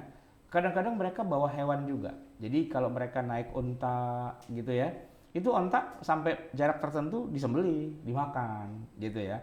Kadang-kadang mereka bawa ternak juga, kambing gitu ya. Kambingnya diajak jalan tuh, pergi haji yuk kambing. Kata kambing, ya gue diajak haji. Ujung-ujungnya di sana dipotong, dipotong gitu kan. Nah, jadi untuk keperluan bekal makanan, karena nggak seru kan, perjalanan haji 2 minggu, 3 minggu melintasi padang pasir, nggak jadi haji gara-gara kehabisan makanan. Nah, untuk itu mereka selalu berupaya kalau ada hewan yang bisa diburu, mereka berburu untuk menambah bekal perjalanan mereka. Nah, walaupun disebut fatazawwadu ya, berbekallah gitu kan, tapi bekal itu belum tentu selalu ada. Karena kan kadang-kadang mereka juga nyasar, mereka juga meleset dan sebagainya. Maka salah satu jalan keluarnya adalah dengan cara berburu. Nah, oleh karena itu yang paling utama itu adalah masalah perut gitu loh. Nah, nggak boleh berburu pada saat ihram. Nah, larangannya tuh itu. Kalau yang lain larangan oke lah ya, masalah cukur rambut itu masih bisa. Tapi kalau udah yang namanya perut udah susah. Nah, dan di padang pasir kan nggak ada. Kalau kita sih di Indonesia ya nggak boleh berburu, santai. Ada bayam, ada kangkung, ada sayuran yang bisa, ada terong, ada apa kan bisa kita masak. Tapi kalau di padang pasir tuh nggak ada tumbuhan. Fi wadin ghairi dzi zar'in, ya kan? Tapi kalau hewan banyak. Nah, hewan-hewan liar yang bisa diburu tuh banyak. Maka problematika haji di masa itu adalah masalah makan, ya, masalah istilahnya pangan, ya, logistik. Nah, gitu, logistik. Nah, logistik itu dengan cara berburu. Nah, tapi berburunya haram. Oleh karena itu, sudahlah bersabar selama beberapa hari. Nanti begitu sudah tahallul, silahkan berburu, silahkan berburu. Nah, gitu. Nah, silahkan berburu dalam bahasa Arab menggunakan fi'il amr. Fastodu, fastodu, istodu, istodu, gitu kan? Berburulah, berburulah. Nah, itu ternyata bukan suatu kewajiban, tapi itu sesuatu yang sifatnya boleh. Sekarang sudah boleh kalau mau berburu. Oke. Masya Allah, itu bagian dari pilihan redaksi yang betul-betul tepat begitu Ustaz dari ayat Al-Quran ini Ustaz. Jadi ingat di surat Quraisy, ketika Allah berfirman, "Falyabudu rabba hadzal bait", maka sembahlah Tuhan Ka'bah ini, alladzi at'amahum min ju' wa amanahum min khauf. Yang sudah satu memberikan pangan, menjamin pangan, yang kedua memberikan keamanan. Itu menjadi dua kebutuhan dasar dari sebuah peradaban manusia, makannya dan keamanannya. Itu kalau konteksnya di masa lalu. Sejak zaman Nabi Ibrahim, banyak orang yang melintas padang pasir dan nggak selamat. Karena pada titik itulah orang itu sudah kehabisan bekal, kehabisan minum, dan dirampok apa segala macam di titik itu. Ya, melintas dari Syam ke Yaman. Nah, sejak ada Nabi Ibrahim, sejak ada Hajar itu, Allah menjadikan kota Makkah itu sebagai tempat persinggahan. Jadi pada saat orang sudah mulai kehabisan bekal, mereka sudah tiba di Makkah. Dan di Makkah itu ada mata air, ada Zam-Zam, dan ada tumbuhan, ada makanan, ada kehidupan, ada peradaban di situ, sehingga falyabudu rabb hadzal bait. Sekalian mereka bisa beribadah, menyembah Allah yang punya rumah ini, tapi juga Mekah itu memberikan pada mereka makanan dan rasa aman, ya. Alladzi at'amahum min ju', telah memberikan mereka makanan dan menghindari mereka dari lapar karena semua tersedia di Mekah. Wa amanahum min khauf, dan Mekah itu aman, tidak akan orang itu dibegal, rampok dan sebagainya. Konteksnya di masa itu. Kalau hari ini banyak copet, itu lain cerita. Masjidil Haram banyak copetnya, iya, itu lain cerita gitu ya. Nah, itu ceritanya di masa itu. Jadi kalau udah masuk Mekah, begini, kan di Mekah itu adalah wilayah yang haram, ya. Jadi tidak boleh ada pembunuhan, tidak boleh pembegalan. Jadi begal-begal tuh kalau masuk Mekah juga mereka udah tahu diri. Wow, ini daerah yang green area, tidak boleh kita ngerampok apa dan sebagainya. Keramat nih barangkali. Udah keramat. Nah, termasuk Ka'bahnya gitu juga. Kan pernah terjadian di masa Nabi itu Ka'bah udah doyong, udah mau ambruk. Lalu mereka sepakat untuk patungan membangun kembali Ka'bah. Jadi direnovasi lah begitu kira-kira. Itu seluruh kabilah Quraisy yang ada di Mekah itu semua sepakat patungan untuk bangun itu, mereka ngumpulin duit untuk membangun. Tapi yang unik adalah mereka bilang apa? Karena Ka'bah ini adalah bangunan yang suci, duit yang kita kumpulkan tuh harus dari yang suci saja ya, yang halal ya, yang haram nggak boleh. Padahal yang ngomong tuh orang kafir. Ya, duit hasil ngerenten, hasil ngebungain ke orang lain habis meres gitu ya, itu nggak boleh kita gunakan buat membangun Ka'bah. Kita ambil dari yang tijarah yang bagus aja, bisnis yang menguntungkan dan suci, bukan bisnis yang tipu-tipu, yang hasil meres apa tuh nggak boleh gitu. Sampai disyaratkan begitu. Jadi orang Arab tahu lah itu ada wa amanahum min khauf gitu ya.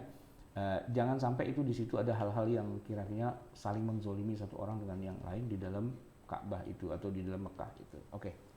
Kita lanjut ke poin yang keempat Ustaz. Ya. Yang haram nih.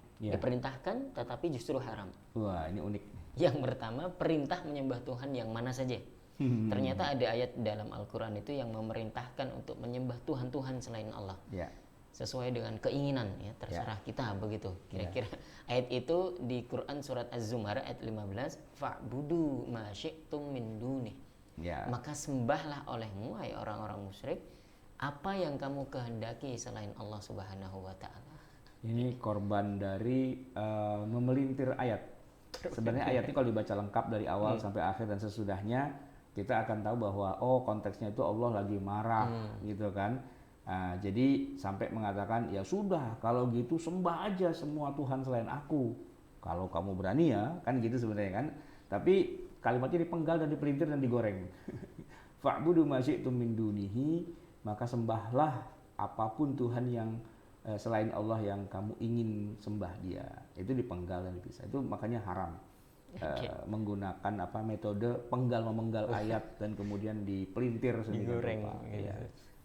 Itu tentang menyembah Tuhan yang mana saja. Kemudian ada juga perintah melakukan apa saja yang disukai.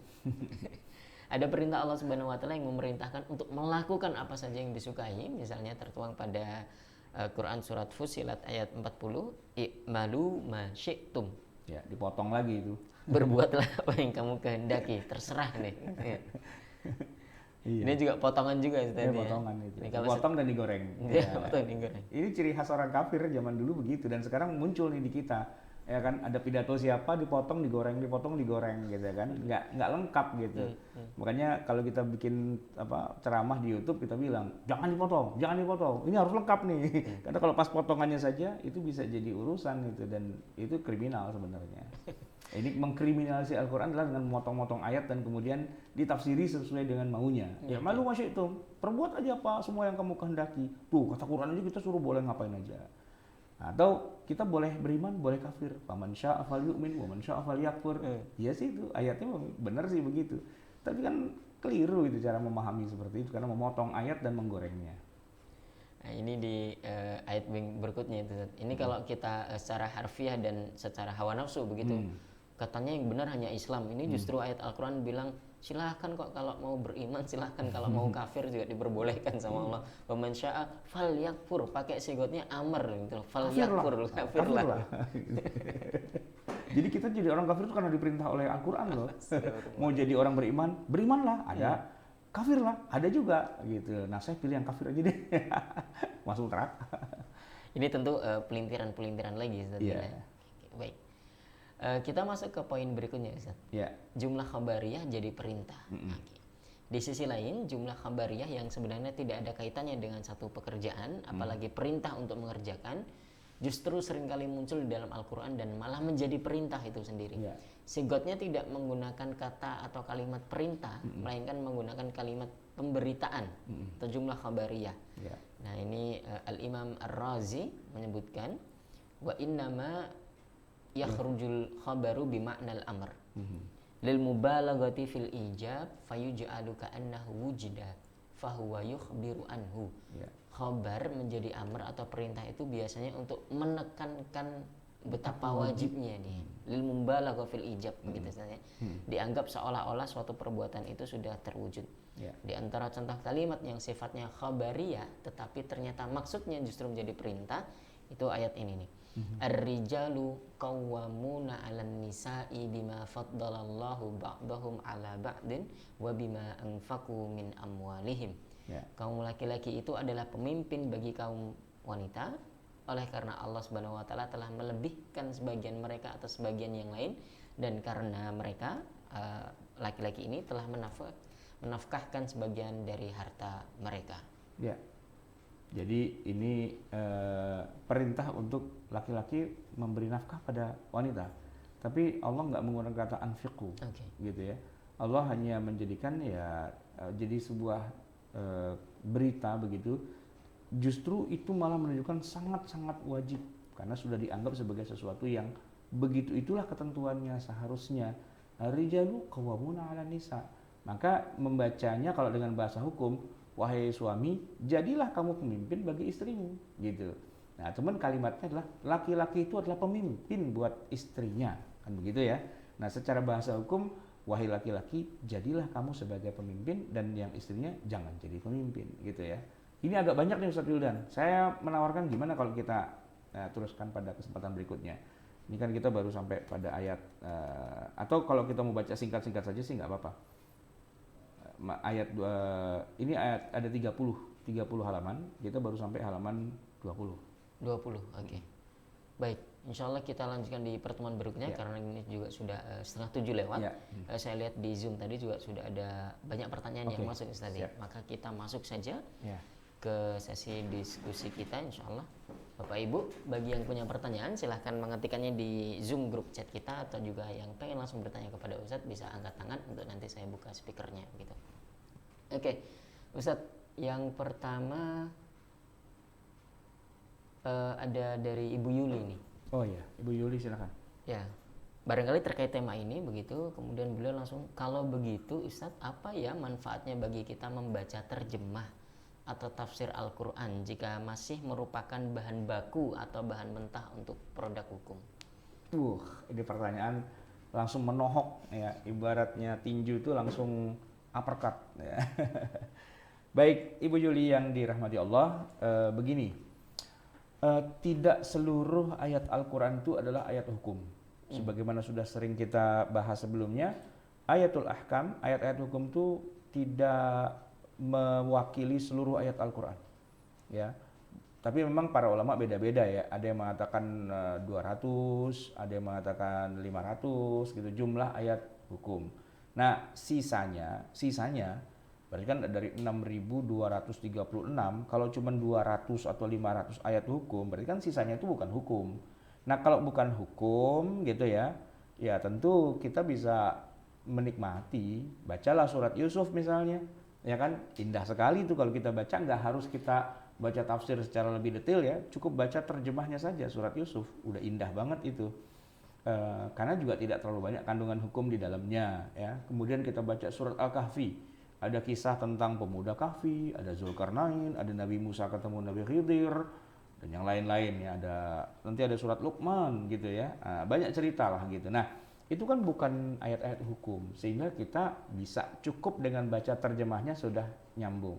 Yang agak jelimet ribet itu adalah ayat hukum, karena nanti itu menjadi sumber hukum, belum jadi hukumnya itu sendiri gitu kan. Kalau hukum kan harus tegas, nama istilah hukum dalam ilmu-ilmu keislaman tuh 5 yang besar ya. Hukumnya wajib, hukumnya sunnah, hukumnya mubah, makruh, dan haram. Sayangnya Al-Quran itu tidak menyebutkan 5 istilah itu di dalam ayat-ayatnya. Cuma begitu aja ada perintah gitu ya, atau ada cerita gitu. Ternyata di balik kata jumlah khobariyah ternyata tuh ada mengandung hukum. Nah, di situ uniknya. Jadi tenang aja, kita tetap silahkan membaca terjemah Al-Quran, karena terjemah itu pada dasarnya tafsir juga. Tapi kalau kita mau menelisik lebih dalam tentang kandungan hukum yang secara tegas, karena hukum kan harus tegas gitu kan. Kalau dia perintahnya apa nih? Apakah wajib, apa sunnah, apa makruh? Nah, itu adanya bukan lagi di dalam terjemah, adanya di dalam tafsir ayat ahkam atau di dalam dalam ilmu fikihnya itu sendiri. Maka baru kita akan ketemu status hukumnya apa di dalam satu ayat. Baik, itu menarik pertanyaan dari Ibu Yuli ini, Mang. Beliau sudah sering sekali mengikuti kajian-kajian dari Rumah Fikih. Tiap hari. Tiap hari ngaji di SFL begitu. Yeah. Pertanyaan berikutnya, Ustaz, dari Ibu Hanan Rahmi. Yeah. Jadi, Ustaz, haji wajib di Al-Quran, tapi ada kata bila mampu. Berarti pendapat jumhur ulama. Landasannya apa ya, Ustaz? Enggak, kalau bila mampunya itu bukan menurut pendapat ulama, itu ayat Quran. Ya walillahi 'alan nasi hajjul baiti man istata'a ilaihi sabila. Man, ya, siapa orang yang istata'a, punya kemampuan, ilaihi, kepadanya, kepada Ka'bah Mekah itu, sabila, perjalanan. Nah, kemudian nanti ada penjelasan di dalam hadis apa yang dimaksud dengan istita'ah. Nabi mengatakan az-zadu war-rahilah, punya bekal dan punya ontak gitu. Punya bekal buat makan biar gak mati di jalanan gitu ya. Dan yang kedua punya ontak. Kenapa? Iya, mau jalan kaki sih boleh aja tapi capek. Nggak nyampe-nyampe. Jadi az-zadu war-rahilah gitu ya. Ada bekal dan ada kendaraannya lah begitu. Nah, di zaman kita tentu kalau bekal mah gampang ya, karena yang penting punya duit, selesai. Kita punya catering, punya restoran dan sebagainya. Ar-rahilah ya kalau mau beli ontak sih boleh juga. Cuman naik ontak dari Jakarta sampai ke Mekah itu sampai sono ontaknya gempor. Ontaknya nggak bisa jalan lagi. Ya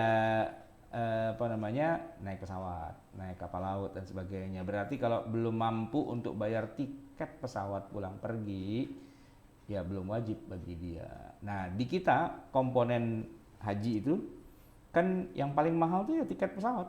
Komponen paling mahal ya. Kalau masalah istilahnya masalah makan gitu, masalah akomodasi, hotel dan sebagainya itu nggak terlalu. Yang paling mahal itu adalah pesawatnya. Gitu. Anggaplah kita naik haji dengan pesawat reguler.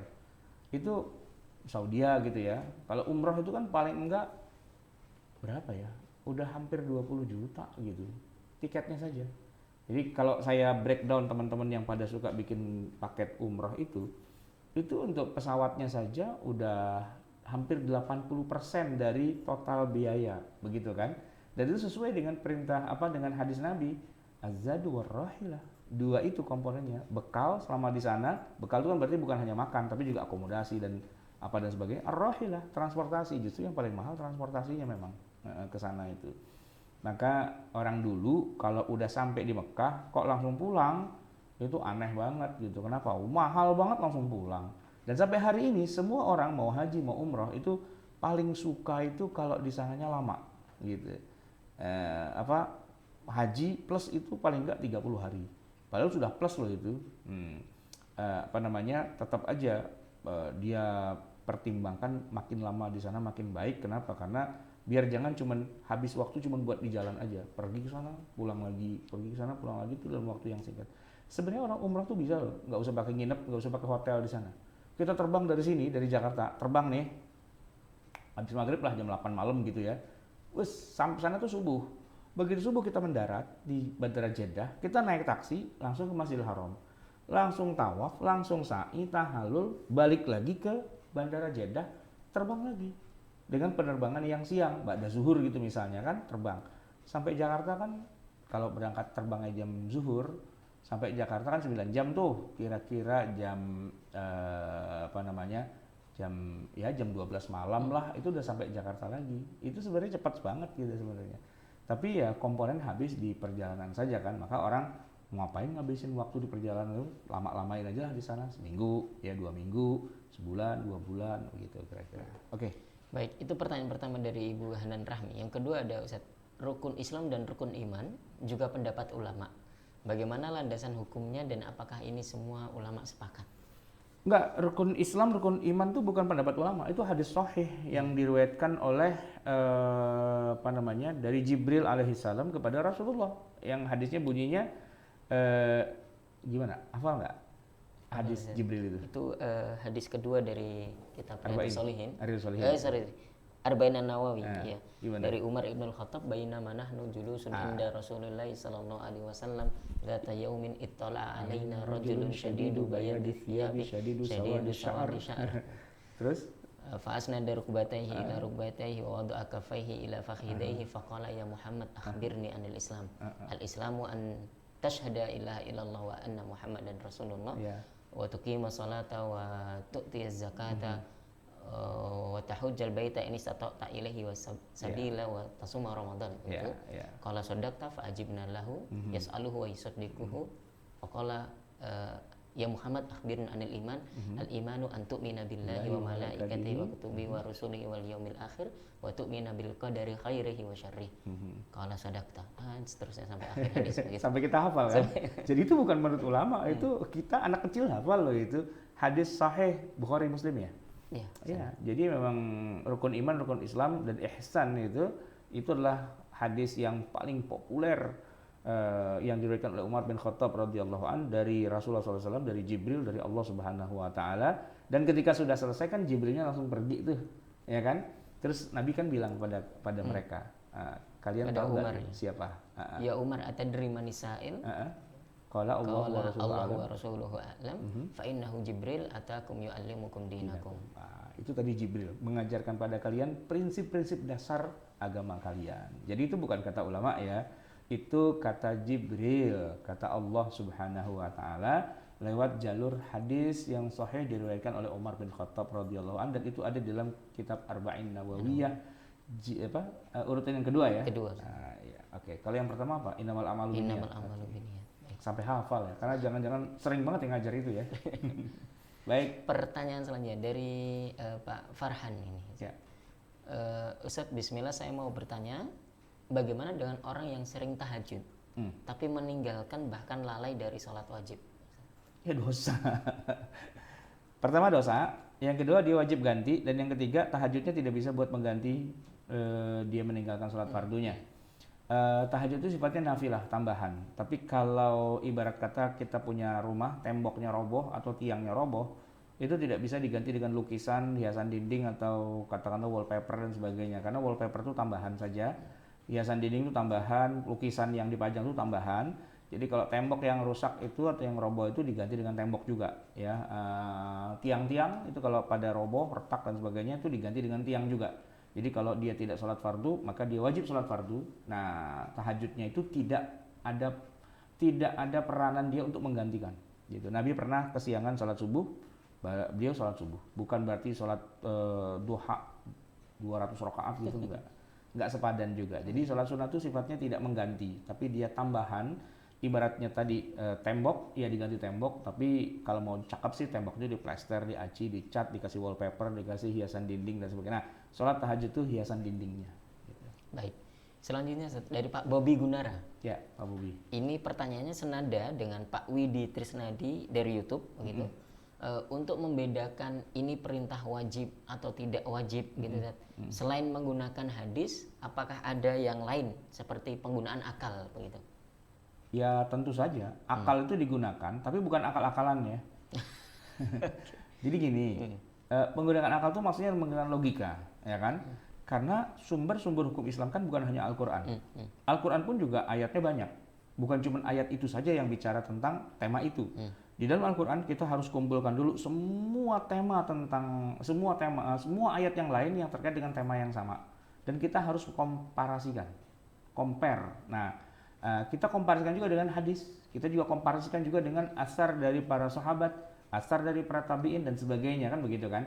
Compare semua, kemudian baru kita bisa temukan. But satu hal yang penting, Anda profesional nggak dalam mengcompare. Nah itu kan, nah ini poinnya. Nah kalau yang profesional oke, tapi kalau yang nggak profesional ngompernya gimana caranya, gitu kan? Coba bandingkan saja dengan ayat yang lain. Ayatnya mana kan nggak tahu, ya kan? Berarti kan di situ harus dibutuhkan apa? Kemampuan yang cukup tinggi, expert gitu. Nah, kemampuan seperti itu tuh kemampuan hati apa kemampuan akal? Kemampuan akal. Tapi bukan akal-akalan, akal yang beneran. Ibarat kata insinyur bangun gedung, itu pakai akal atau pakai hati? Ya pakai akal, tapi bukan diakal-akalin gitu. Pakai akal maksudnya pakai ilmu, begitu kan? Nah, bolehkah kita pakai akal? Ya akal tuh ya tempatnya ilmu. Ya, akal maksudnya di sini adalah ilmu itu sendiri kan. Ilmu untuk mengistimbat hukum. Nah, begitu. Ilmu untuk mengistimbat. Ya, kalau kita mau bangun gedung besar ya ilmu untuk membangun gedung. Pakai akal. Ya pakai akal. Nah, emang ilmu itu adanya di akal gitu kan, pakai di logika kita. Cuman bukan saya bilang tadi, bukan akal-akalan. Jadi nggak pakai ilmu tapi diakal-akalin aja buat nipu orang gitu kan. Nah, itu akal-akalan namanya. Atau ilmu cocokologi, ya itu kan ngakalin orang itu nggak boleh juga. Ya harus logis, harus masuk akal, harus ada logika yang jalan gitu. Semua itu logika pada dasarnya, ya kan? Kita menggunakan ayat ini sebagai dalil hukum itu kan logika juga, ya kan? Ya, dasarnya apa kan begitu? Dasarnya ayat ini bilang begini, oh tapi ada ayat yang lain mengatakan tidak, gitu kan? Nah itu dirangkai. Nah merangkai itu semua adalah bagian dari aktivitas akal. Bukan hati, bukan akidah, tapi akal. Nah, tapi akal dimaksud adalah ilmu. Begitu. Baik, itu Pak Bobi Gunara sekaligus juga menjawab pertanyaan dari Pak Widi Trisnadi dari YouTube begitu. Ada juga dari Pak Prasetyo nih Ustaz. Ya. Ini soal tadi fantasyiru fil ardi wabtagu min fadlillah itu usai sholat bertebaran rebahan di lantai masjid. Oh, okay. Itu secara makna harfiah ya. Fantasiru itu artinya berantakan. Enggak. Intisyar itu artinya bepergian gitu. Fantasiru fil ardi bukan fil masjidi. Ayatnya jangan salah. Kalau fantasiru fil masjidi bertebaran di dalam masjid. Ini enggak. Fantasiru fil ardi. Fil ardi itu berarti di semua tempat. Yaitu ya kemana-mana gitu. Kalau itu berarti pemelesetan dari ayat Quran ya. Fa idza qudiyatus sholatu fantashiru fil masjidi. Bertebaranlah kamu di dalam masjid. Ada yang mojok di bawah tiang, ada yang di belakang mimbar, ada yang di bawah kipas. Ada yang di bawah kipas. Itu fantashiru fil masjidi. Baik. Ada dari Pak Handi Supriyadi, mohon penjelasannya Ustadz, apakah semua yang diucapkan atau dikerjakan Nabi Muhammad SAW itu berasal dari perintah Allah? Kalau berasal dari Allah, kenapa tidak dimasukkan ke dalam Al-Quran? Gitu. Adakah kemungkinan tertukar, terlewat antara Al-Quran dan hadis ini karena keduanya berasal dari Nabi Muhammad SAW. Jadi pada dasarnya semua juga dari Allah. Ya, termasuk kita sekarang ngomong, kita bercakap-cakap, kita jadi manusia tuh bisa pikir dan sebagainya. Itu semua dari mana? Semua dari Allah. Cuma apa yang Allah wahyukan gitu ya, itu ada klasifikasinya. Kepada manusia biasa apa? Kepada nabi dan rasul apa? Dan kepada di bawah dari itu semua, Allah juga berwahyukan loh kepada malaikat, kepada jin, kepada setan, kepada benda-benda seluruh semua ciptaannya itu Allah ajak bicara semua. Bahkan termasuk hewan juga Allah kasih ilham, insting kepada lebah, kepada ya semua hewan gitu kan. Itu semua Allah berbicara. Nah, tapi tidak semua wahyu atau pembicaraan Allah itu punya nilai yang sama. Pertama dibedakan berdasarkan siapa yang menerima pembicaraan Allah itu, ya. Apakah dia manusia atau dia bukan manusia, gitu kan? Kalau bukan manusia masih ada kasta-kastanya lagi, ada malaikat, ada hewan, ada tumbuhan, ada jin, setan dan sebagainya. Kita bicara yang manusia saja. Manusia masih dibedakan lagi. Ada manusia dalam arti manusia secara umum dan ada manusia secara khusus. Yang umum itu seperti Allah berbicara kepada Maryam. Ketika Maryam itu mau melahirkan, ya kan? Itu dapat wahyu loh dari Allah. Wahyu, karena perintahnya adalah wahuzzi ilaika bijiz'in nakhlati tusaqit 'alaiki rutaban janiyya. Itu Maryam dapat perintah dari Allah suruh goyangin pangkal pohon kurma biar jatuh itu rutabnya. Saya tanya, itu wahyu bukan? Wahyu, tapi bukan wahyu risalah. Nah, karena dia bukan nabi, tapi dia diilhamkan. Fa'alhamaha fujuraha wa taqwaha. Itu kan ilham. Semua itu Allah berbicara kepada kita semua gitu kan. Nah, nanti ada yang khusus kepada nabi. Oke. Nabi dan rasul emang Allah pilih. Nah, dia dikasih wahyu. Tapi wahyu pada nabi dan rasul pun masih dipilah-pilah lagi. Ada wahyu yang sifatnya ilham saja, dalam arti tidak ada lafaznya dari Allah, tapi begitu saja terhujam dalam hati sanubari si nabi dan si rasul itu. Dan itu tidak menjadi sesuatu yang mukjizat. Cuma petunjuk aja, gitu kan. Jibril memberitahu pada Nabi Muhammad, "Woi, di sana tuh ada orang kafir lagi begini. Ada bocoran." Jibril bisikin pada Nabi, "Di sendalmu tuh ada najis." Gini. Itu kan wahyu juga dari Allah juga pastinya kan. Tapi itu tidak masuk dalam kerangka apa? Kerangka firman Allah yang suci. Nah, ada nanti firman Allah yang benar-benar itu dari Allah. Maksudnya memang Allah bicara seperti itu. Nah, itu terbagi menjadi dua. Ada hadis qudsi namanya dan ada Al-Qur'anul Karim, gitu kan? Hadis qudsi itu pembicaraan Allah. Allah yang bicara. Ya, pada sepertiga malam yang terakhir, ya, saya turun ke muka bumi, ke langit dunia untuk berbicara kepada orang yang minta ampun, yang ini, saya akan kabulkan semua. Itu kan hadis qudsi begitu bunyinya. Tapi itu nggak masuk di Quran. Enggak. Kenapa? Ya karena Allah maunya itu nggak masuk dalam kalimat-kalimat yang mulia.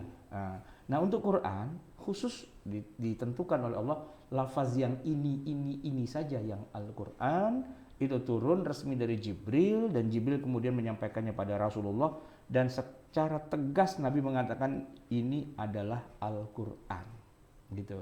Maka Nabi langsung tahu ini Quran dan itu bukan, gitu ya. Wah, Jibril datang tiap hari ketemu Nabi, itu macam-macam gitu informasi yang disampaikan. Tapi ada jenis, ya kalau dalam berita tuh ada editorial gitu ya, ada rubrik apa. Nah, Nabi sudah tahu dan bisa membedakan mana yang itu Quran, mana yang bukan. Tidak akan tertukar, gitu kan. Nah, kemudian bukti bahwa tidak tertukar adalah bahwa setiap kali wahyu dalam arti Al-Quran itu turun, Nabi sudah siapkan pasukan, tulis gitu. Yang ditulis itu yang Quran. Kalau Nabi bilang jangan tulis, kenapa? Bukan Quran, walaupun wahyu juga. Nah, maka Nabi punya kita bisa mengetahui ini Quran atau bukan ketika Nabi bilang tulislah, oh berarti Quran. Kalau Nabi bilang jangan tulis, oh berarti bukan Quran. Jadi kan para sahabat kan mungkin nggak tahu ya, barusan Jibril datang, oh iya langsung pada diam. Kata Nabi nggak usah ditulis, kenapa? Bukan Quran. Oh nggak usah ditulis, ya sudah. Nah, tulislah, oh berarti Quran. Jadi di situ kan kita lihat bahwa tidak mungkin tertukarnya ini Quran dan bukan Quran, walaupun sama-sama wahyu, adalah ada bukti otentik bahwa itu ditulis di atas kulit atau pelepah kurma atau tulang atau batu yang pipih. Ya, itu bukti otentik bahwa ini Quran. Gitu. Baik. Ini menarik nih pertanyaan Pak Handi Supriyadi. Kalau pengen lebih jelasnya Pak Handi bisa lihat rekaman video kami tadi yang di Sejarah Al-Quran begitu, yang kemudian termasuk juga yang sejarah penulisan hadis itu di kajiannya Ustaz Hanif Oh Lutfi iya, tentang oke. hadis. Jadi ulumul Quran, ulumul hadis kita sandingkan begitu. Nanti bisa ketahuan nih petanya bagaimana dulu Al-Quran itu ditulis dan hadis itu dikumpulkan begitu. Selanjutnya dari Pak Eiji Sangaji dari YouTube juga nih pertanyaan Ustaz. Bagus juga pertanyaan Ustaz. Ustaz izin bertanya, apakah kemudian posisi zakat itu ditafsirkan lebih tinggi dibandingkan ibadah lain misalnya saum atau haji? Kenapa demikiannya? Iya, sebagian ulama memposisikan zakat tuh bersanding dengan sholat. Jadi rukun Islam yang 5 itu versinya beda-beda, versi urutannya, ya kan? Ada yang setelah sholat itu puasa, dan ada yang setelah sholat itu zakat. Jadi puasanya belakangan. Tapi itu tidak mengubah posisi kelimanya itu sebagai rukun Islam ya. Hanya saja mungkin sudut pandangnya yang berbeda. Ketika bicara setelah sholat itu zakat, karena ayat Qur'annya ada 30 lebih yang bicara sholat, zakat, gitu kan. Tapi kalau yang puasa, ada nanti hadis Nabi yang tadi itu kalau nggak salah sebelum bicara setelah sholat, bicara puasa, baru bicara zakat gitu. Dan itu kalau dilihat secara urut-urutannya, orang itu puasa dulu Ramadan, baru bayar zakat di akhir Ramadan. Bukan bayar zakatnya di awal Ramadan, kan begitu. Jadi secara alurnya begitu, secara alur timeline waktunya. Tapi semuanya itu tidak membedakan mana yang lebih penting dan lebih utama, atau yang lain tidak penting dan tidak utama. Tidak. Nah nanti ada juga yang mengatakan zakat itu setelah puasa, karena kalau sholat dan puasa itu nggak harus kaya pun bisa. Artinya berlaku siapapun, muslim, mau kaya mau enggak, pokoknya wajib. Nah makin ke sono, makin ke belakang, nomor 4 dan 5, zakat karena harus kaya. Kalau nggak kaya nggak wajib bayar zakat gitu. Dan makin nomor yang terakhir 5 itu harus lebih kaya lagi, karena kalau nggak bisa haji. Jadi nggak apa-apa sih urutannya itu mau agak ngacak-ngacak dikit, nggak masalah juga gitu. Yang penting jangan sampai kebalik, ada orang haji tapi nggak sholat, nah itu kacau gitu. Yang penting urutan bakunya itu nomor 1 syahadat, nomor 2 sholat. Nah, itu kayak dia.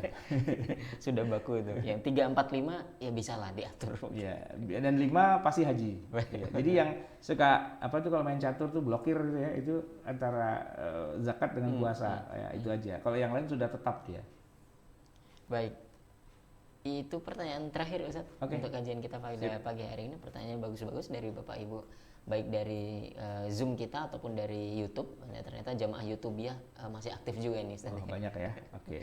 Oke. Ini dari Pak mohon maaf Ustaz, masih ada pertanyaan nih. Ayo silakan. Sebentar saya buka speakernya untuk Pak Alzam ini, SMP Asalam, karena beliau angkat tangan. Coba, baik, silahkan Pak Alzam. Assalamualaikum Pak Alzam.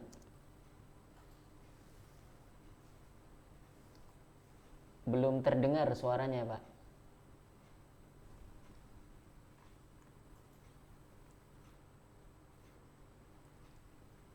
Oke.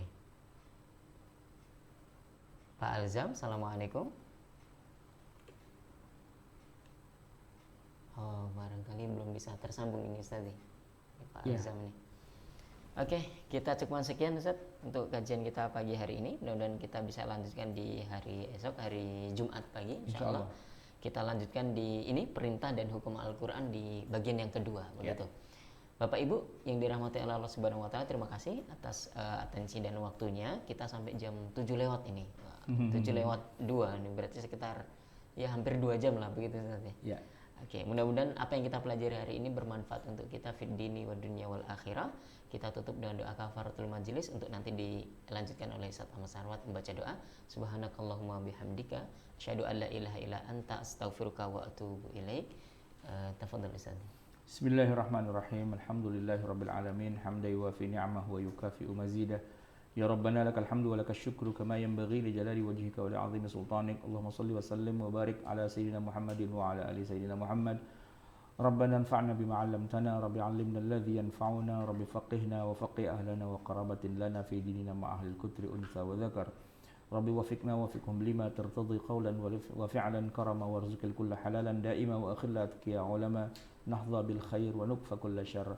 ربنا أصلح لنا كل الشؤون وأقر بالرضا منك العيون واقض عنا ربنا كل الديون قبل أن تأتينا رسل المنون واغفر واستر أنت أكرم من ستر وصلاة الله تغشى المصطفى من إلى الحق دعانا والوفى بكتاب فيه للناس شفا وعلى الآل الكرام الشرفا وعلى الصحب المصابيح الغرر اللهم اهدنا بهداك واجعلنا ممن يسارع في رضاك ولا تولنا وليا سواك ولا تجعلنا ممن خالف أمرك وعصاك وحسبنا الله ونعم الوكيل ولا حول ولا قوة إلا بالله العلي العظيم صلى الله على سيدنا محمد وعلى آله وصحبه وسلم والحمد لله رب العالمين. السلام عليكم ورحمة الله وبركاته. Waalaikumsalam warahmatullahi wabarakatuh.